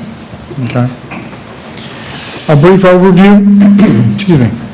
The goal is to strengthen and facilitate the educational process by providing services that contribute to a student's achievement and/or maintenance of optimal health. Some of the things a school nurse does is they serve as a child advocate, provide services, specialized health care, assess and evaluate individual growth and development, services as a liaison between parents, physicians, and community agencies, critical for us. Monitors student immunizations, evaluates and monitors communicable diseases, and implements strategies to prevent and spread the disease, conducts health screenings, conducts health-related classroom instruction, members of special education team, they're on the membership of those teams, working with children with special needs, acts as a resource for faculty, parents, and students. And I've added the last one, and that is the COVID.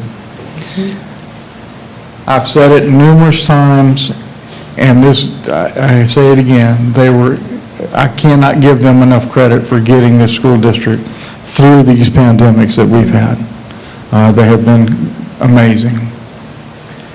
Also under my umbrella are the social workers.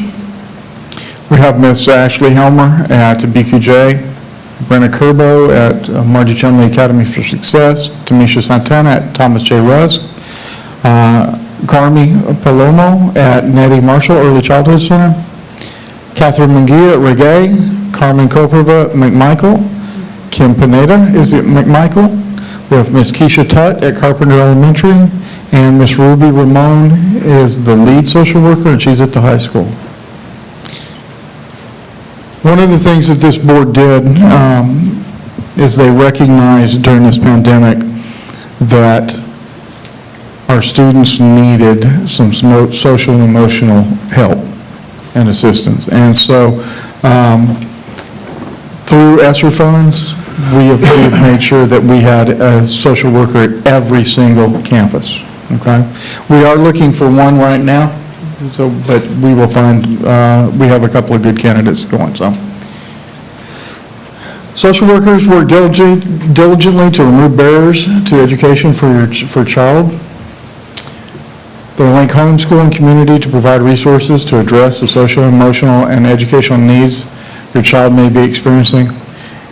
Some of the ways that they support students and their families include case management, individual and group counseling, crisis intervention, advocacy, information and referral, education, and mentoring.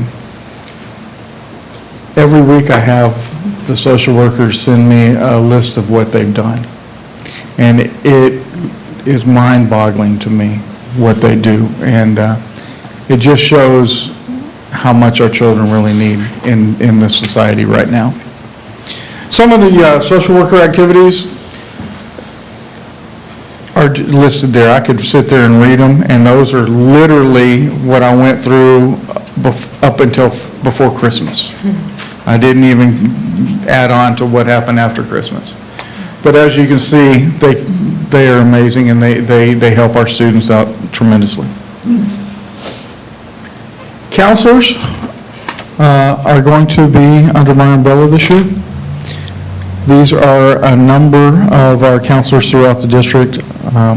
This particular department is new to me, so I didn't have a whole lot of pictures. So I can't go through and introduce each one of them with a picture. But I can tell you that at BQJ, Ms. Bowser will be there, Emmeline Carpenter, Donna Arvello. Mike Moses Elementary is Rainey's Ziminick. I have trouble with that. Regay Elementary has two of them, Destiny Green and Jillian Wilson. Thomas J. Rush, Cheryl Kendall, Aaron McGee. Margie Chelmy Academy for Success will have Holly Snyder. McMichael will have Dontovia Roberts, Sharon Lofton, Jim Bartlett, and Candace Johnson. And the high school will have Dottie McLean, Nicole Albee, Amy Lucina, Emily Charavella, Dorothy Tubbs, who runs our Go Center there. The counselors do a number of impressive things that our students need. Nacogdoches IT professional school counselors support the efforts of teachers, staff, parents, and other members of the community in promoting the educational, career, personal, and social development of students. NISD counselors are uniquely trained in child development, learning strategies, self-management, social skills, and work to promote success for today's diverse students. The goal of graduation begins in pre-kindergarten and continues through 12th grade. Counselors serve as valuable guides through this journey and provide direction along the path of these areas. Academic success, college and career awareness, individual planning, guidance curriculum, and responsive services. Also, Before you I have leave counselors right quick, though. Yes. Let me explain to Ms. Pitcock the change that we have had. The counselors were working in assessment before. We had an individual that was working with them. But the state has made it clear what the role they want to have the counselors to be in. If we continue to have them work under that umbrella, then they would naturally keep falling into the administrative side of it. By pulling them out and working directly with Mr. Tarvin, remember he has nurses, social and emotional, social workers, social and emotional, counselors, social and emotional. If we didn't move the counselors, then they would be naturally falling to what we've done for years is the administrative stuff. They'll still do some administrative things, but their primary role is what the state is telling us to do, is to get the counselors into the emotional side, the support, the guidance side that they need to have.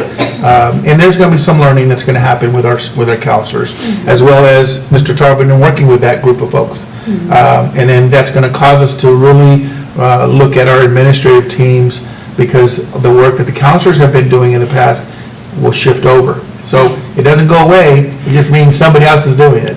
So I just wanted to make sure you would see the shift of why that direction went for our counselors. And I also, may I add, that I really truly believe that putting the counselors together with student management and discipline will help reduce discipline issues as well. Let's find out what's going on with children and have them be able to talk through them and give them different strategies to cope. So, all right.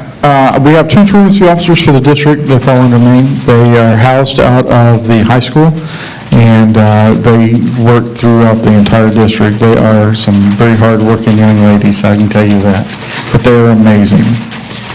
They do a lot of home visits, a lot of phone calls to parents, and when needed, they will certainly file truancy on students or parents. So.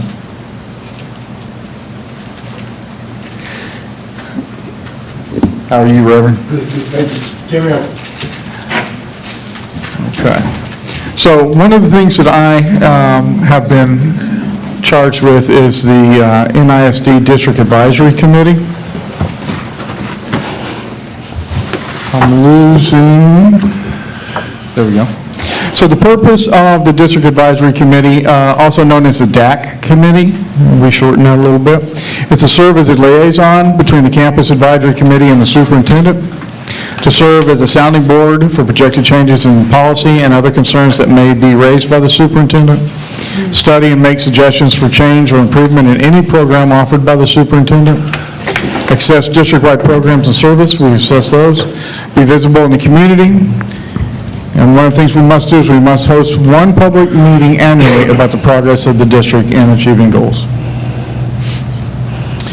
Membership for the DAC, the professional staff, we would have one from each elementary, each middle school, one from the high school, one from Margie Chumley, and 2 non-teaching professionals.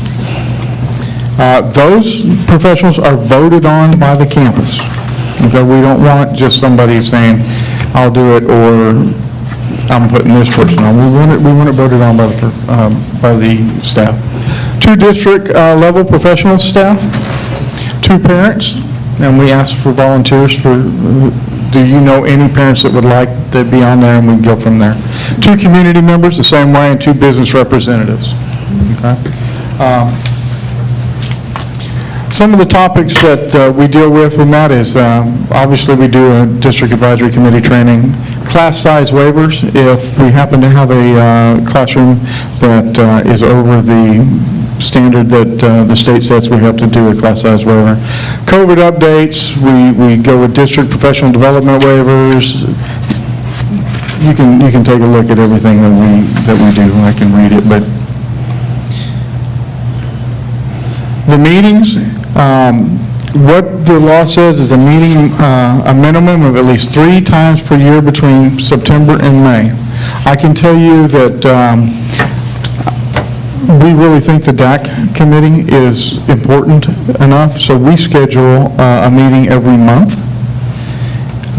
And if there is no business to conclude, I would rather let people know we do not need to have a DAC meeting, but we will see each other at least 8 times a year. I can assure you that. The last meeting of the year will be open to the public. I will also tell you this, that we post all of our meetings, and they're open to the public as far as I'm concerned. They can come in anytime they want to and look at the meeting. Expectations of the members: attend all meetings, report DAC activities back to the Campus Advisory Committee, and support decisions of the committee and educate the school community about the programs of the school and the efforts of the District Advisory Committee. Another thing under my umbrella is the Student Health Advisory Council, also known as the SHAC. Every independent school district in the state of Texas is required by law to have a School Health Advisory Council, or SHAC, of which the majority of members must not be employed by the school district. The SHAC is annually appointed by the local education agency board of trustees. Okay? A shack is a group of individuals representative of segments of the community, generally appointed by the local school district to assist the district in ensuring that local community values are reflected in the district's health education instruction. They provide advice on coordinated school health programming and its impact on student health and learning. A shack provides recommendations that impact the entire school district. So roles and responsibilities of the shack. The shack should focus on the entire district, not individual campuses or pet projects, to make recommendations to the school board. The shack does not have any legal authority, so if they want to make a decision, they can't force the board to do so or the district. It's subject to open meeting laws, meets a minimum of 4 times a year, and reports to the Board of Trustees annually, and that is correct. Once again, as well as the DAC with the shack, they are posted at every campus and the student support centers and the district support center. They are open to everybody who wants to come in, so every one of ours is open. In fact, this past year, 3 of our meetings, I did have general public sitting in, so they're welcome to be here. Shack membership, just a little bit about them. We have parents. We have, some of those parents happen to be physicians. We have community members. Of those community members, they represent the Alcohol and Drug Abuse Council, Texas A&M University Extension Office, Family Crisis Center, Piney Woods Psychological Service, Stephen F. Austin Community Health. We do have employees, and then what we have is some ad hoc members as well, and that would be members of nursing, social workers, food service who join in. So we have a number of very qualified people. Student Health Advisory Council is expected to meet a minimum of 4 times a year. 2 of those meetings must be open. I already said that. I apologize for that. And meetings must be posted 72 hours prior to the meeting. So now we get into the student management side of things. One of the things that I'm responsible for is discipline and the overall management of students within our schools. One of the things that this district has done is implemented CHAMPS. CHAMPS is a positive approach to classroom management. What does CHAMPS stand for? CHAMPS stands for, let me back this up before I go there. CHAMPS sets up what the expectations are for your campus, your classroom, or an activity. So if you are doing an activity in your classroom, CHAMPS will be setting up and say, all right, look, here's the conversation level. Who can talk at what voice level, those type of things. Same within the hallways. If you're going from the classroom to the cafeteria, what is the conversation level, what is the voice levels, those type of things. It sets expectation. H stands for help. How do students ask for help? That needs to be explained. We want to have good procedures in the classroom. Activity. What is the activity and what does that activity, what does being on task look like? What is the objective of that activity? Movement. How do we move about the class? Are we going from station to station? Are we going from table to table? Do we have to stay right where we are? Those type of things. And then participation, once again, what behavior shows that a student is fully engaged? What behaviors show that they're not engaged? So that's CHAMPS. Anytime you can set those expectations, you're going to have better classroom management and you're going to have people acting the way they're supposed to. So this is being very proactive in our student management. I'm also responsible for bringing the student code of conduct up to date and to bringing it to the board. The student code of conduct is one of those that has to be submitted to the board for approval. I also do a lot of training to the campuses and the administration on the student code of conduct, and I work with the principals and assistant principals in enforcing student code of conduct and the dress code. Now, when we talk about student management and student discipline, we have to talk a little bit about our disciplinary alternative education placement, which is a Nacogdoches County cooperative. Every school district in Nacogdoches County is part of this cooperative. There's 7 different schools that do that, okay? And just a little bit about how a student goes to DAEP, okay? If a student breaks a student code of conduct, the administration decides that they need to go, or the state of Texas says they have to go, then what happens is admin will bring it to the campus behavior coordinator, who will then hold a discipline hearing, okay? But at the discipline hearing, what we prefer is to have the assistant principal, the student, the parent, and we give them a due process hearing. Let's find out, okay? So if a student is then found to have broken that student code of conduct, and they're going to send them to DAEP, the campus behavior coordinator will do so, and they go out to DAEP, okay? Now, if there is an appeals process through the district if a parent does not like that appeal, okay? And Mr. Martin had talked about the level 1, 2, and 3 situation, and it's the same thing. It's the same thing. A parent can, it always starts out at the campus level first, okay? Then it goes to the district and then up there. And I also deal with transfers. So if a student or a parent wants their student to transfer, they would fill out an application, and it comes to my office, and then we would take a look at, we have a committee that deals with that, and they take a look at it and decide to grant it or not. There is a timeline. There is a window for transfers. That window is now closed because we have to do planning for staffing. There are going to be, let me back, there's usually always something that could pop up, you know. So we will accept those applications, but we're not apt to automatically approve them after the window. But if there's some type of special circumstance, the committee will certainly look at that. Okay. And that's it for my presentation. Do y'all have any, yes, sir? On a DAEP, since the I guess county schools participate, correct? I'm so sorry, sir. Is that the county school? Students from, for example, Woden, they come to us. Yes. Who is responsible for their transportation? Woden is. Mr. Tarvin, go back to the microphone. Remember, this is a public meeting. I'm so sorry. If a student has to have transportation, which is very rare that a school district would have to have transportation to a DAP,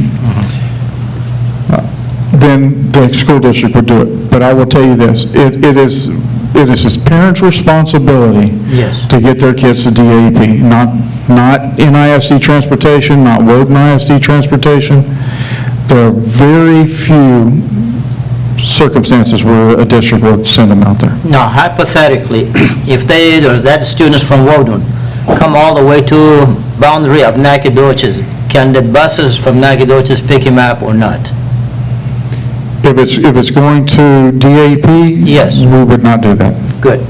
Next question I have, the student who transfer, are we transferring the GPA also? In other words, I have experienced some people transfer because of ranking in their classes from another school to our school. Am I making sense? Yes, sir. I Or mean, is that something that we that's a discuss great now or some question. other time? Mr. Tarvin, that question actually wouldn't even apply to you. That would be with Dr. Hill when it Yes. comes to... That's probably discussed some other time, someplace. Yeah, and typically, all student records, the whole record transfers with the child. However, we do they have to meet our guidelines and what we give credit for. Yes. So a lot of folks, if they're giving credit for something someplace else, and we don't see that for instance, it's difficult for one of our kids. It's the other way around. Right. Where a kid leaves Nacogdoches and has an ongoing relationship with SFA, and they move to a surrounding community, and if that school district doesn't have an MOU and they can't go to SFA, then they sacrifice that, if you see what I'm saying. Typically, it's the other way around, But anything the student has completed and gotten credit for, they will come in. You'll see that play out in early college high schools. A lot of times whenever that component comes in, where kids have more than enough credits. But three things that play into Mr. Tarbin when it comes to transfers. Attendance. We're in open enrollment, but there's some specific guidelines. Attendance, discipline, and capacity. We've got to make sure we have the capacity for taking the transfers that are coming in. The co-op that he's talking about, Ms. Pitcock, just to get clarity, they have a budget. They operate within that budget. They adjust the funds based on that budget. And they have a presiding board. They treat themselves, and I actually attend those meetings as well, so that if we need to make an adjustment and what the rate would be, then we would make that. And we're fortunate enough, Mr. Tarbin was able to say that all of them, up until this last year, wasn't all of them. We picked up Cushing just this last school year, where Mr. Brandon Kinos, the new superintendent, wanted to come in with the co-op with us. So, yeah, I hope that answers the question. No, that's a pretty Yeah. lengthy conversation sometimes. Yeah. I just have one question on transfers. I know people can do inter-campus transfer, people can want to transfer into the district. Do they also have to apply to transfer out, or do you keep those numbers as well? Do you track the numbers of people who transfer out of the district? I do not. Okay, I do not. I keep the ones who want to transfer into Nacogdoches. okay. But their academic record has to be transferred to the school that they registered in. Yeah, Wendy, earlier, when they work with the PEMS folks, we've got to make sure we know where the kids are going. Right, And if they don't go anywhere and we don't follow them, Right. then it winds up falling back on Nacogdoches as a leaver or a dropout. And we don't want that code. So we got to do everything we can to find out where are they going and did they re-enroll in school. And if they haven't, then it falls into Mr. Tarbin's realm, where his truancy officers are knocking on doors and figuring out, where are you, what school are you in? And if you're not in school, we need you to re-enroll in Nacogdoches. So there is a mechanism in place to ensure students continue the education process, Yes. whether they make the efforts to go somewhere else or they remain here. so is there not a group that tracks the data of people who transfer out? No, there's not really, other than the PEMS folks that can tell you what district, because they've got to transfer all the records. When Coach Rashid was just asking about the GPA and all that data needs to be reactivated with the new district code. Okay. We have a district code that belongs just to Nacogdoches. Okay. And that number no longer goes with that child because they'll enroll in another school district and they have their own number. And that triggers the domino of funding, services, and everything that happens with it. And you don't want to have two kids enrolled in the same district Right. because one of the two districts will have to reimburse the state. And we don't want to be there where we're reimbursing. We want to make sure we don't have a dual enrollment with our folks. Good If question, they've, yeah. not started kindergarten yet, but transfer out before they even start, would they not have a number here? So we No. wouldn't track that at all? Not until they actually enter an LED, which is a local education entity, school district, is when they're given that number. Okay, I guess that's what's called academic records. Yes. Yeah. okay. Thank you, Mr. Tarbin, very much. Thank you all. And typically what we would have is Mr. Whitaker would come up. This, in my opinion, is the greatest resource that we have for our kids. And it's their teachers, it's the staff. That's what gives us life and breath. And Mr. Whitaker is not here. He's our Executive Director of Human Resources. But Mr. Donay Martinez, he will be joining us. And by the way, Ms. Pitcock, this last year we were in transition at McMichael Middle School, and Mr. Donay did the great job of transitioning there and being with us. He was the acting and interim principal for McMichael and kind of held the fort down for us. And it was a good thing because we reduced down to one middle school. Yeah. So by Mr. Donane being able to do this for the year, we were able to focus on finding our principal for the one middle school, and Mr. Donane was able to go that, and so great appreciation we have for the dual role that he was able to provide us this last year. And so, Mr. Martinez, I'll turn it over to you. Thank you, sir. Good afternoon, President Irvin, Reverend Picklock, board members, Dr. Trujillo. I'm going to provide some information about human resources. Again, Mr. Whitaker was not able to be here with us, but you get the next best thing. All right, we have 3 HR specialists, Magda English, Ana Lopez, Cindy Burton, and then we have an employee benefits coordinator, Maxine Simic, and our secretary is Eileen Acevedo. Some of the highlights of what they do is Magda's in charge of the manual trade departments, substitutes, fingerprinting. Anna is in charge of elementary campuses, support staff departments, TRS reporting.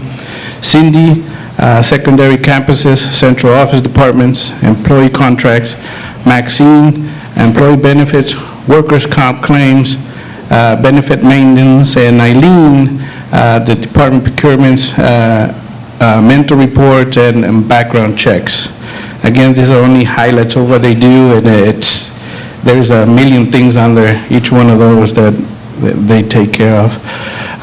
Some of the human resources responsibilities, we contribute to the recommendation of sound policies directed towards improvement of personnel practices, coordinate the district application and recruitment programs, and ensures that the district is represented in a positive and professional manner, coordinate orientation and training programs for new teacher, administrators, and other staff, make recommendations regarding policies and procedures for salary, fringe benefits, and other personal functions, administer the district's program of employee evaluation and ensures systems are implemented effectively and uniformly, direct the preparation and revision of job descriptions and the classification of positions, responsible for a district-wide employee relations program, including processing of complaints and grievances, ensure that the employee handbook is compiled, updated annually, and distributed, administer employment contracts and contract renewals, oversee the necessary processing for issuance and renewal of state certificates and permits, and anything that superintendent tells us to do. One of our main focuses is recruiting. We went to 7 job fairs in the fall and 5 in the spring. And we could have went to many more, but some of the universities and job fairs were closed down due to COVID and that stuff that happened. We try to market a lot of the jobs we have open. We market our open positions through various applications such as electronic billboards that is displayed on North Street, just past College Street. We have used the billboard twice in the spring, the first time on March 22nd through April 18, and the second from May 18 through June 16. We also used the NACA ISD, the local newspaper, Region 7 ESC, Stephen F. Austin University, Education Prep Program, Handshake, which is an online platform where you can post jobs, Texas Association of School Administrators Career Center, and that's what we display along with almost all the universities around, Stephen F. Austin, UT Tyler, Texas Association for Bilingual Education Conference, Texas State University, Texas A&M. I mean, we try to get them from wherever we can, try to bring them here and have them come here, become part of our family. Mr. Martinez, Yes, sir. there was a correction that I think we need to make Yes, sir. on the previous screen. Yeah, let me get back there. My alma mater now is Jarvis Christian University. All right. Let's start with that. Jarvis Christian University it is. You have the East Texas Baptist one right. Thank you, sir. ETBU. All right. We also had our job fair here in our district also, and, it happened in the Malcolm Rector Center for Advanced Careers and Innovation. We set up a table for every campus, and they came, we had it on a Saturday, so that the Friday before they came in, set up their table, brought whatever, the decorations were really nice, and we had a good turnout. I think we hired about 10 teachers out of that, and it was only a 2-hour job fair, so, we're going to make sure that we blow it out of the park next year so we can try to get more people out here. We usually, when we go to job fairs, we keep a QR code where we keep the information from those candidates, and then when we have our job fair, we send a mass email to them inviting them to come and then come take a look at how beautiful Nacogdoches is, and then see if we can convince them to come our way. This is some of the pictures where we go to recruit. I think Houston is one of them. The other one I'm not sure, but it's about 100 districts that just line up, and this is my first year, so when I go, I'm looking. There's not that many people, and I ask Mr. Whitaker, hey, is this how it usually is? It's like, no, not even half of what we were getting last year. So now we had to take a different approach to, we call it car salesman. So if we stand in the back of those tables, no one's going to come talk to us. So we had to get on the other side, look for a strategic corner where everyone's passing by. Hey, have you heard Nacogdoches? No? How do you value furthering your education? Oh, we have SFA right in the middle. You know where SFA is? Oh, yeah, I know where SFA. That's Nacogdoches. So here's what we offer. Here's what we have. TIA is coming. So it becomes a, come on, man, just that rope, and hey, come on in. We also are in charge of the new higher orientation. Once the principals select their candidates, then they send us the information, then we bring them over and start the process of checking credentials and fingerprinting if they need it. We bring them in, they complete the HR forms, payroll, they choose their insurance plans, they sign their contract, they get their picture IDs and key cards if needed. We explain their local and state days and how they can be used, and then we added the safety trainings, because of the things that are happening in schools. We want to be proactive, so we have our police officers come and present some of the drills that we use in our campuses, so that when they get there, they're not be lost in the process.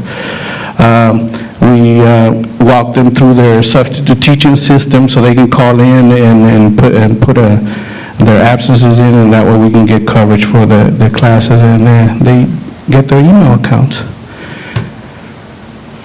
Some of the human resources initiatives that we have, T-Class, we started this year. T-Class is the Texas COVID Learning Acceleration Supports, which is a set of funding and targeted supports available to local education agencies to accelerate student learning in the wake of COVID-19, utilizing state and federal funds. And we use the Decision 4, which is an opportunity that will allow paraprofessionals to choose one of two pathways to become certified to teach in the 24-25 school year. One is the applicant is working towards their bachelor's degree and will need both their degree and teacher certification. And the second is that the applicant currently holds a bachelor's degree and will need a teacher certification only. So we chose 6 applicants, and they're getting ready to get into their programs, and they're excited to have their cost covered while we bring them in and build their own. We're also partnered with SFA for paid clinical teaching. Each campus is allowed to hire one clinical teacher for fall and one for spring. The clinical teachers will be paid for the semester as a para, so they're going to get para salary. Normal clinical teaching is only 75 days. This position will have them go 90 days so they can complete the semester. and finish with the regular schedule. Some of the points of interest here, we have 1,036 employees. We have 200 active substitutes. We do the fingerprinting and background checks for everybody. We take care of students, teachers, and interns, which we have to do the background checks and everything else that comes with it, recruitment and retention, and employee benefits. Looking ahead, we're looking at some kind of a grow your own program. It's hard to get teachers to come this way, so what better than to build a grow your own program so that we can, they're already going to know what our schools do, and it will be an easy transition, and then we can keep them here, and then we just grow them and keep them. The same with the Leadership Academy. And that's it for me. If you have any questions. Ms. Pitcock, one of the things that we have, which is exciting, is through our internship at the high school, if a student chooses to go the route of education, to become a future teacher, they get the certification, and they come out being ready to be a paraprofessional. And so we do have one young lady that's graduated from Nacogdoches High School that will be coming in that direction with us, and hopefully be part of the pipeline of growing our own teachers coming in that direction. So it's exciting to see, and I seriously mean it. This is the golden thread that makes Nacogdoches ISD successful or not successful, and it's the resources directed to HR and how effectively we can attract folks and retain them in our district. So you've seen, thank you, unless you have any questions for Mr. Martinez. Thank you, guys. You've seen kind of a wraparound of all of the presentations today, and the biggest part of it is none of this, not a single bit of this happens without you being part of the board to set policy. And once that policy is set, then you have the regulations that are below it. And so those regulations that come in are what you're hearing. How are we giving it breath? You're giving us the policy of 30,000 feet. Now, how do we give it breath? How do I take that out there and give it breath? Because ultimately, you, as part of the board, hold one person accountable, and that's me. And so what I do is take the policy that's in hand, work with the team that we have that's here, and they give it breath and they give it life, and then we're able to go into and design procedures and regulations based on the policy that was established by the board. So, and that's why I love the cap that we have now with Reverend Irving bringing us all back in and just kind of putting his arms around it to talk about the two items that are pretty important that deal with board roles and responsibilities, and then what does that look like when it comes to evaluating the superintendent with that. So I'm going to, Reverend, turn it over to you, because we were running a little bit behind, but we made up some time because we started about 12:20. So we're scheduled to stop at 3:20. Well, I won't need that That's a much. lot of time, man. I won't need that much So time. we got some questions that we could actually get up there, so. Go ahead. I said, no, I said I have a dentist appointment. You're ready to do it. Thank you, Coach Fosh, for presiding for us earlier. Ms. Pitcock, I'm going to tell you, these guys are not fair. They don't have any problem asking us to sit in a board meeting for 3 hours, but I can't get them to sit in church for 3 hours.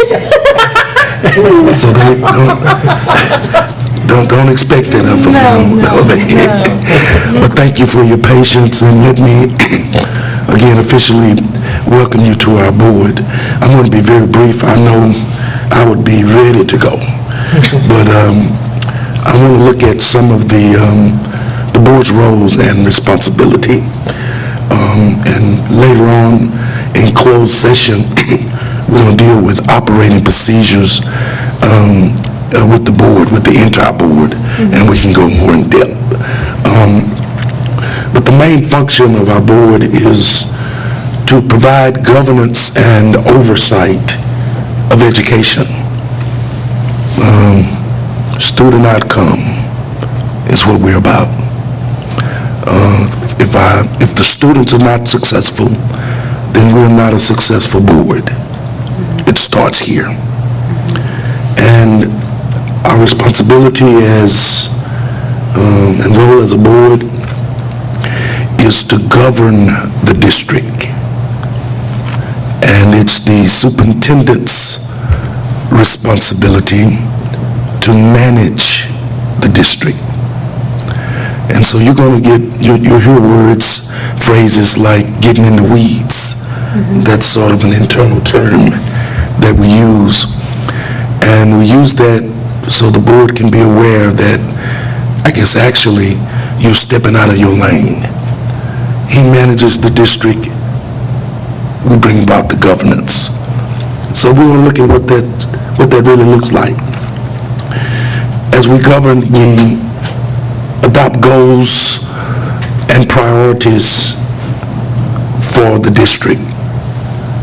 And when those goals and priorities are adopted, it becomes our responsibility to monitor them so that we could ascertain the progress of the district. So in essence, we're providing vision so that our kids can be successful. And not only that, but we also have to deal with policy, local policy, and we also have to deal with legal policy. And I think that's done when we deal with legal. We have, we must have two readings, and then it can become effective. But then there are some local policies, some things that we feel that need to be priority in our district, and we have the power as a board to make those things happen. So that's another responsibility of the board and role, to make sure that we stay up to date on our policies, both legal and local. And as alluded to by the superintendent evaluation, and that's very important, and we're going to be talking about that soon, coming in months, and we're going to try to get that done in January, I believe, is when we'll try to do the superintendent's evaluation. And we want to evaluate him on the goals that the district have set, that the board have set. That's going to be our criteria, not public opinion, not personal opinion, but on the goals. You know, how does he match up? How's he doing concerning the goals that have been set before him? So that's very important. And then adopting and the budget and the tax rate, which is very stressful, needless to say, because the budget is what district executives and staff, they're concerned about, because it's how they operate. But then the tax rate is where our stakeholders, they're concerned, because that affect them. So we want to give due diligence and attention to both the budget and the tax rate, but yet we want to be as supportive and to provide the resources that's going to be needed both in administration on campuses, especially for our teachers and our students, to give them the best chance to be successful. So again, in everything we do, we want to keep student outcome at the forefront. And then one of the most, another important thing as it relates to our duty is hiring superintendents, which is something I don't want to see again, and I'm sure my colleagues agree, that can be oh so taxing. The superintendent is the only employee that this board has, and I like to spell that out because he's the one that we can hold accountable. Nobody else in this room, we can't hold any of them accountable for their jobs. because they don't work for us. He's the only one work for us. And so we want to keep that in mind to make sure that if there's anything we need, it's not we're out of our lane to go to Michael or Holly or any of the employees and say, well, I need this report or that report, because, that's not our job. If we need something, this is the person that we should go to. He works for us. And please feel free. You don't have to hesitate to ask or request anything of our superintendent. And hopefully, and I'm sure he's going to do his very level best to see that the board gets what we need in order to make the best and the right decision. But also we are held accountable by our stakeholders, the people that elected us. So it's going to be important that we communicate with the community. They need to know our plans. They need to know the actions. We need to be very transparent in our actions and take our stands. We need to be able to answer the question, why did we vote for this or why not?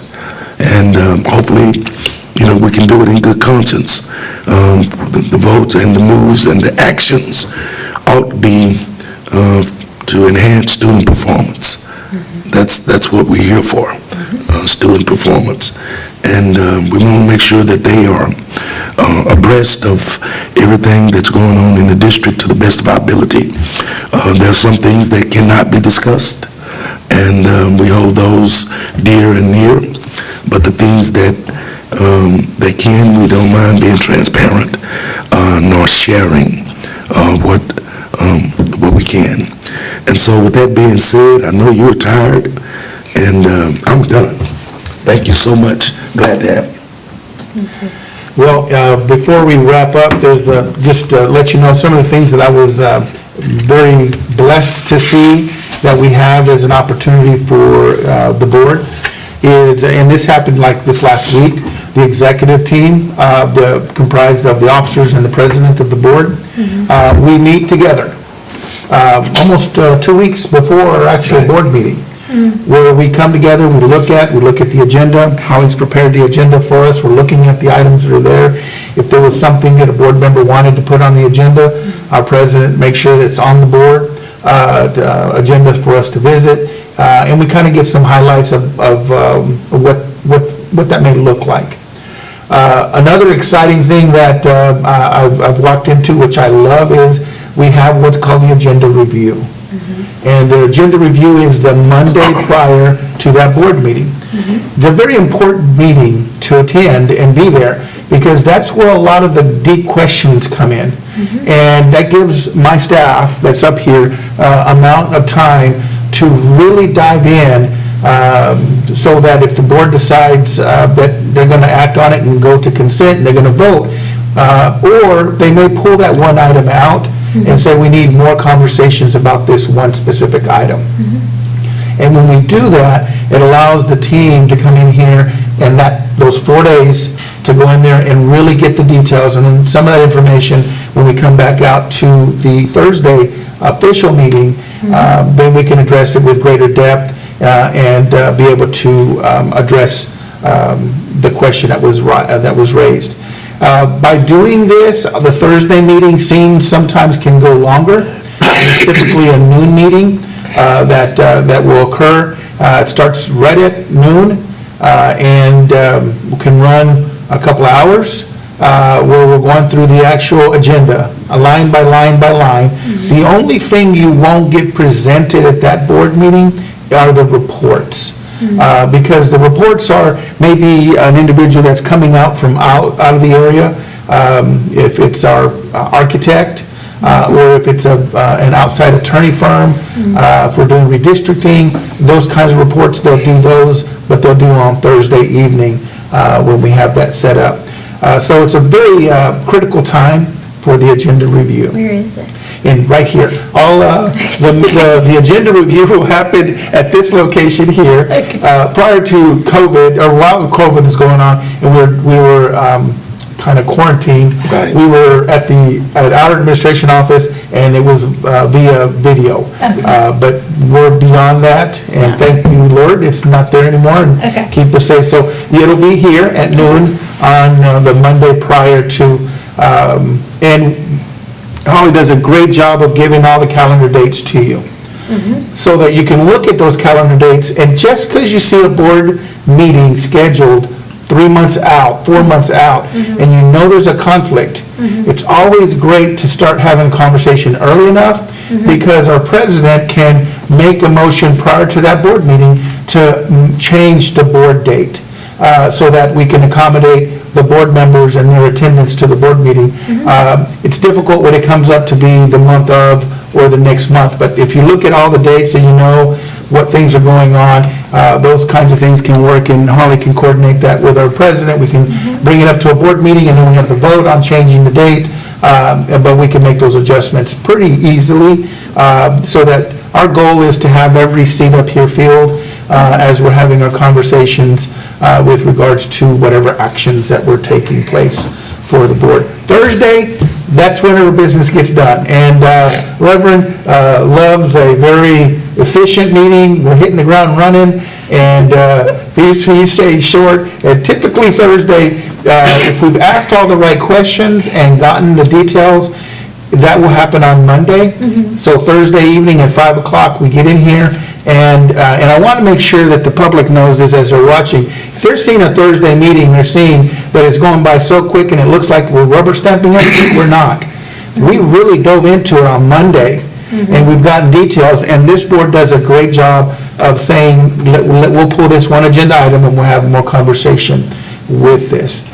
So just so you'll know the dynamics of how it transpires, by the time Reverend is sitting here and leading this board, we have had a number of times, not a walking quorum at all, it's just the executive team comes together, we have a conversation, we look at the agenda, and then we get together on that Monday prior on a scheduled meeting, and then we summarize it all on that Thursday. It's exciting. So, Could I add? Yes, sir. Could I add this? I like Coach Fosh, I think sets a good example. Prior to the Monday meetings, he thoroughly goes through the agenda, and he comes in with his pad with all of his questions. And sure enough, during the day on Mondays, the meetings could last 2.5 hours, which is okay. But I think it's very unfair to have long meetings on Thursday after the district employees have worked all day. They can't go home to their families, and most of them are right here until we adjourn. So I think that's why I think we need to be mindful of that on Thursdays. So any questions, please feel free. Yes. Reverend, just hint me, say, don't bring a notepad.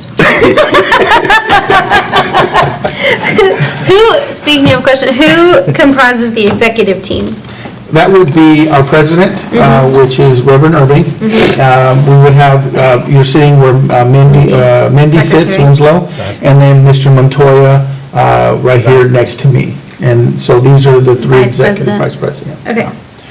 So, and I completely see what Reverend is saying, because an added to that is when Coach comes in with his questions on Monday, it allows us to be able to address it that month at that board meeting. Yeah. But if we wait till Thursday evening and you ask a question, now we have to wait an entire 30 days until the Yeah. next board meeting, and the question or the urgency to get a response could be a little sooner than that, and so we don't meet prior to that. So having the questions, that's the time whenever it should happen, is good questioning and or even bad question. There's no such thing as a bad question, just whatever questions we have, so our teams can go in there and get the details and be able to dive in. If you're wanting an answer on Monday, then I will welcome a conversation with that board member to say, okay, I've got a question on this, this one budget item. And that way, we can answer the question, because I will tell my team, if they don't have the answer, don't answer the question. Because we want to make sure that we can go and find out what the answer is to that question and get it back to our community and to the board to the best of our ability. And we want to make sure that we're doing everything on the top side of the table. Not that anything's done on the bottom side, but everything from expenditures to initiatives that we have. How are we doing it? How does it look like? And Reverend mentioned the phase-in. That last one is also going back and revisiting that one, what he's talking about. This is why earlier I said you'll hear from the Smart Tag. Well, give you an example. That was a commitment that the board looked at for safety and for launching. So it's my responsibility to come back and say, let's put Smart Tag back on the agenda so the board can see the return on investment. How does that look? Is it doing exactly what we said it was going to do? And if there's ever an item that you know that we've expended funds on, and you want to get details about that, then you can look at that. And some of them can be a little tricky. I know, Dr. Groman, we asked a question on security, because we were infiltrated as a district when it comes to our technology. And so what does that look like on the measures that we're doing to become a safer, internet-protected school district? Well, we can get so far into the details, but we can't get too far into the weeds because somebody out there might be testing the waters, and we don't want to be a target when it comes to all of that. The last thing that I wanted to mention is our attorney. We do have Kelly Karczynski that works with us. I will tell you, a person that has the direct line and deals with, when it comes to policy, and all of its entirety, and knows by speed dial, is Mr. Martin. He is our policy person. He can, a lot of times, the policy's right here. Okay? But he will double check it to confirm it. But there's times whenever we have a question when it comes to policy. However, his relationship with Kelly is invaluable, and we watch that and we're very careful because the ticker starts ticking, right? The minute the phone stops dialing, it starts cha-ching, cha-ching, cha-ching. So we want to make sure that we're responsible with that. So if there's questions that as a board member you may have, we can always find the answer through legal services, through Tessa Tasby, and other opportunities that provide that feedback to us. But we also work with other legal firms. So when you're sitting here and you hear from another legal firm like, Wash Gallegos. Wash Gallegos is another one. And there's other folks that, for instance, in Dr. Hill's department might be with special ed, and it might be Wash Gallegos, but it might be somebody else that's working through the process. So we have a relationship with legal firms that can provide us the feedback that we have. If you can't tell, I'm trying to get us to the 320 so that we are in the legal side of the 3 hours for the training. So Did we cover the Open Meeting Act? Oh, no, we did not. If I could, I wanted to just say a word. Throughout the month, Holly will send several emails to us. And it's okay to respond to Holly. If you do it, respond to her, not the entire group, because it would be in violation of the Open Meeting Act. I just wanted to.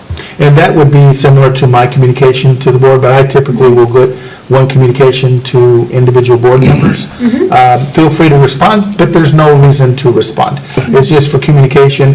Once again, so that the community knows that my job is to make sure that each one of the board members, if I'm aware of it, then the board is aware of it, and we make sure that you're ahead of it before it gets out to anything that's in the community. And that's why listening from Les this morning was pretty powerful to see the communication and the app. I think you've got the app already downloaded. I do have the app. Yes, on your phone. And it's also, it's amazing what the app will do, because now it hits everything at one time. Really good. And what I don't want is for something to go out to the community, and then you're looking at your app saying, what is this? So a lot of times, communication to the board to make sure that that's going on. But that also reciprocates from the community. The community members that are out here have every right to come to you as a board member and state their concern. I just want to make sure that we know that in order to get to resolution, we want to get it to the grassroots So if it's an issue with dealing with discipline, then the easiest way to do it is find out what campus and get a hold of that administrator.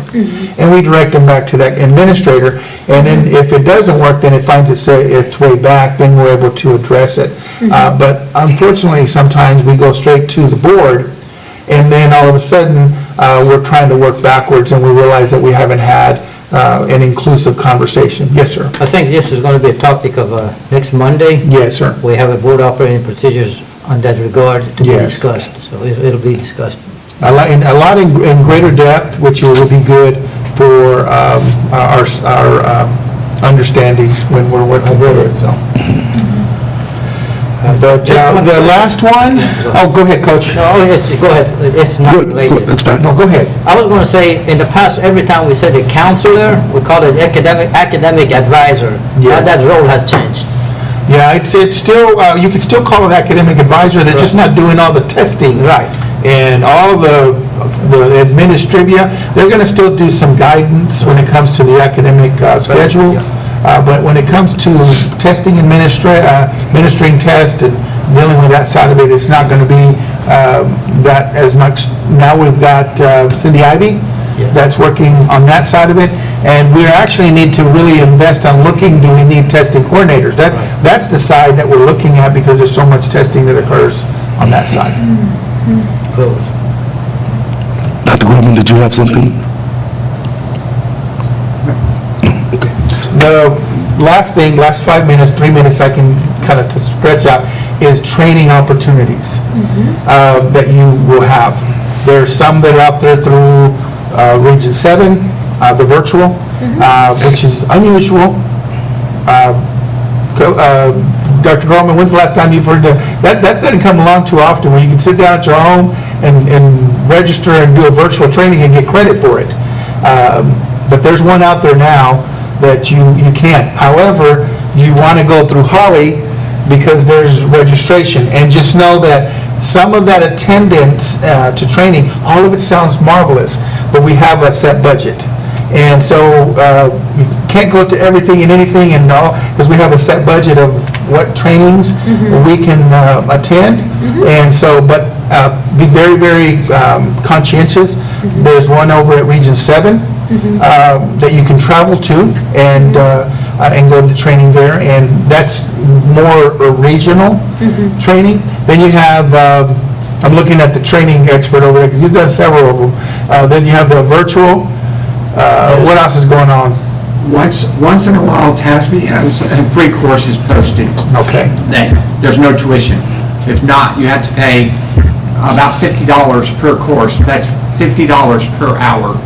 It's almost like college tuition. But if anybody knows what training is coming up, there's the expert over there.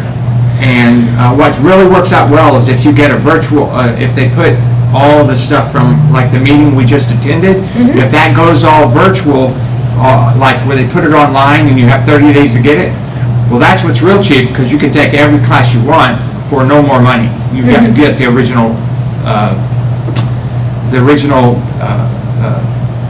not inscription.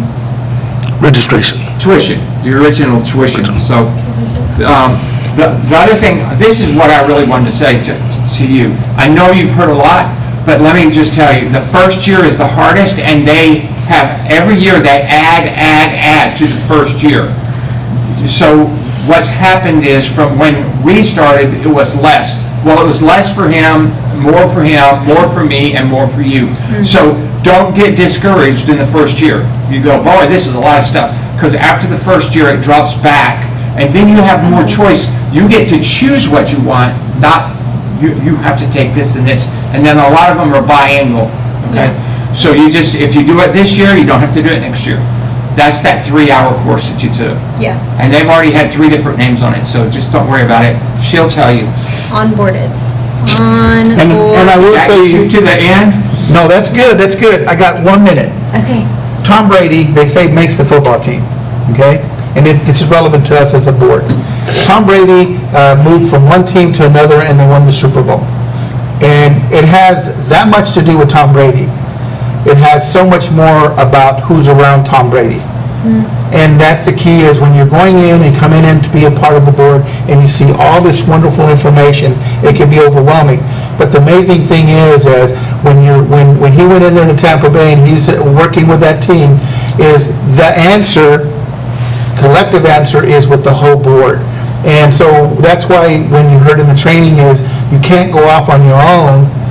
The power comes from the board. When the board says, we want more information about this, or there's where the launch is. Our success as a school district, that I can say, that I have experienced these past 3 years, going on my third year now, was because of the cohesiveness and the collective efforts of every single board member.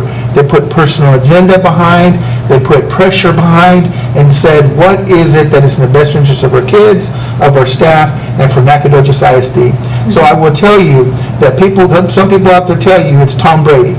Well, there's no Tom Brady on this board. But there is we have a unified team that comes together, because Tom Brady is nothing if he didn't have people around him that helped him shine, and that's the same thing with you as a board. So even though it feels like it's overwhelming, it's really not. Just remember that the answer is in here, and there's going to be a question that's going to be asked by a board member that's going to make you wonder, that's a good question. Let me ask a little bit more in that direct, because it helps develop you and grow you as an individual. So with that, I think we get, Holly, are we legal? Okay, we're legal. It's high play. So Reverend, I'm going to hand it back to you. We might need to note that Coach Fosh, he's using Tom Brady as an example in cowboy country. So make a note of that.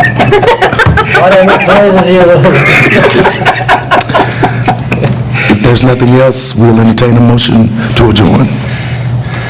I make a motion to adjourn. Go ahead. Second. So moved. Awesome.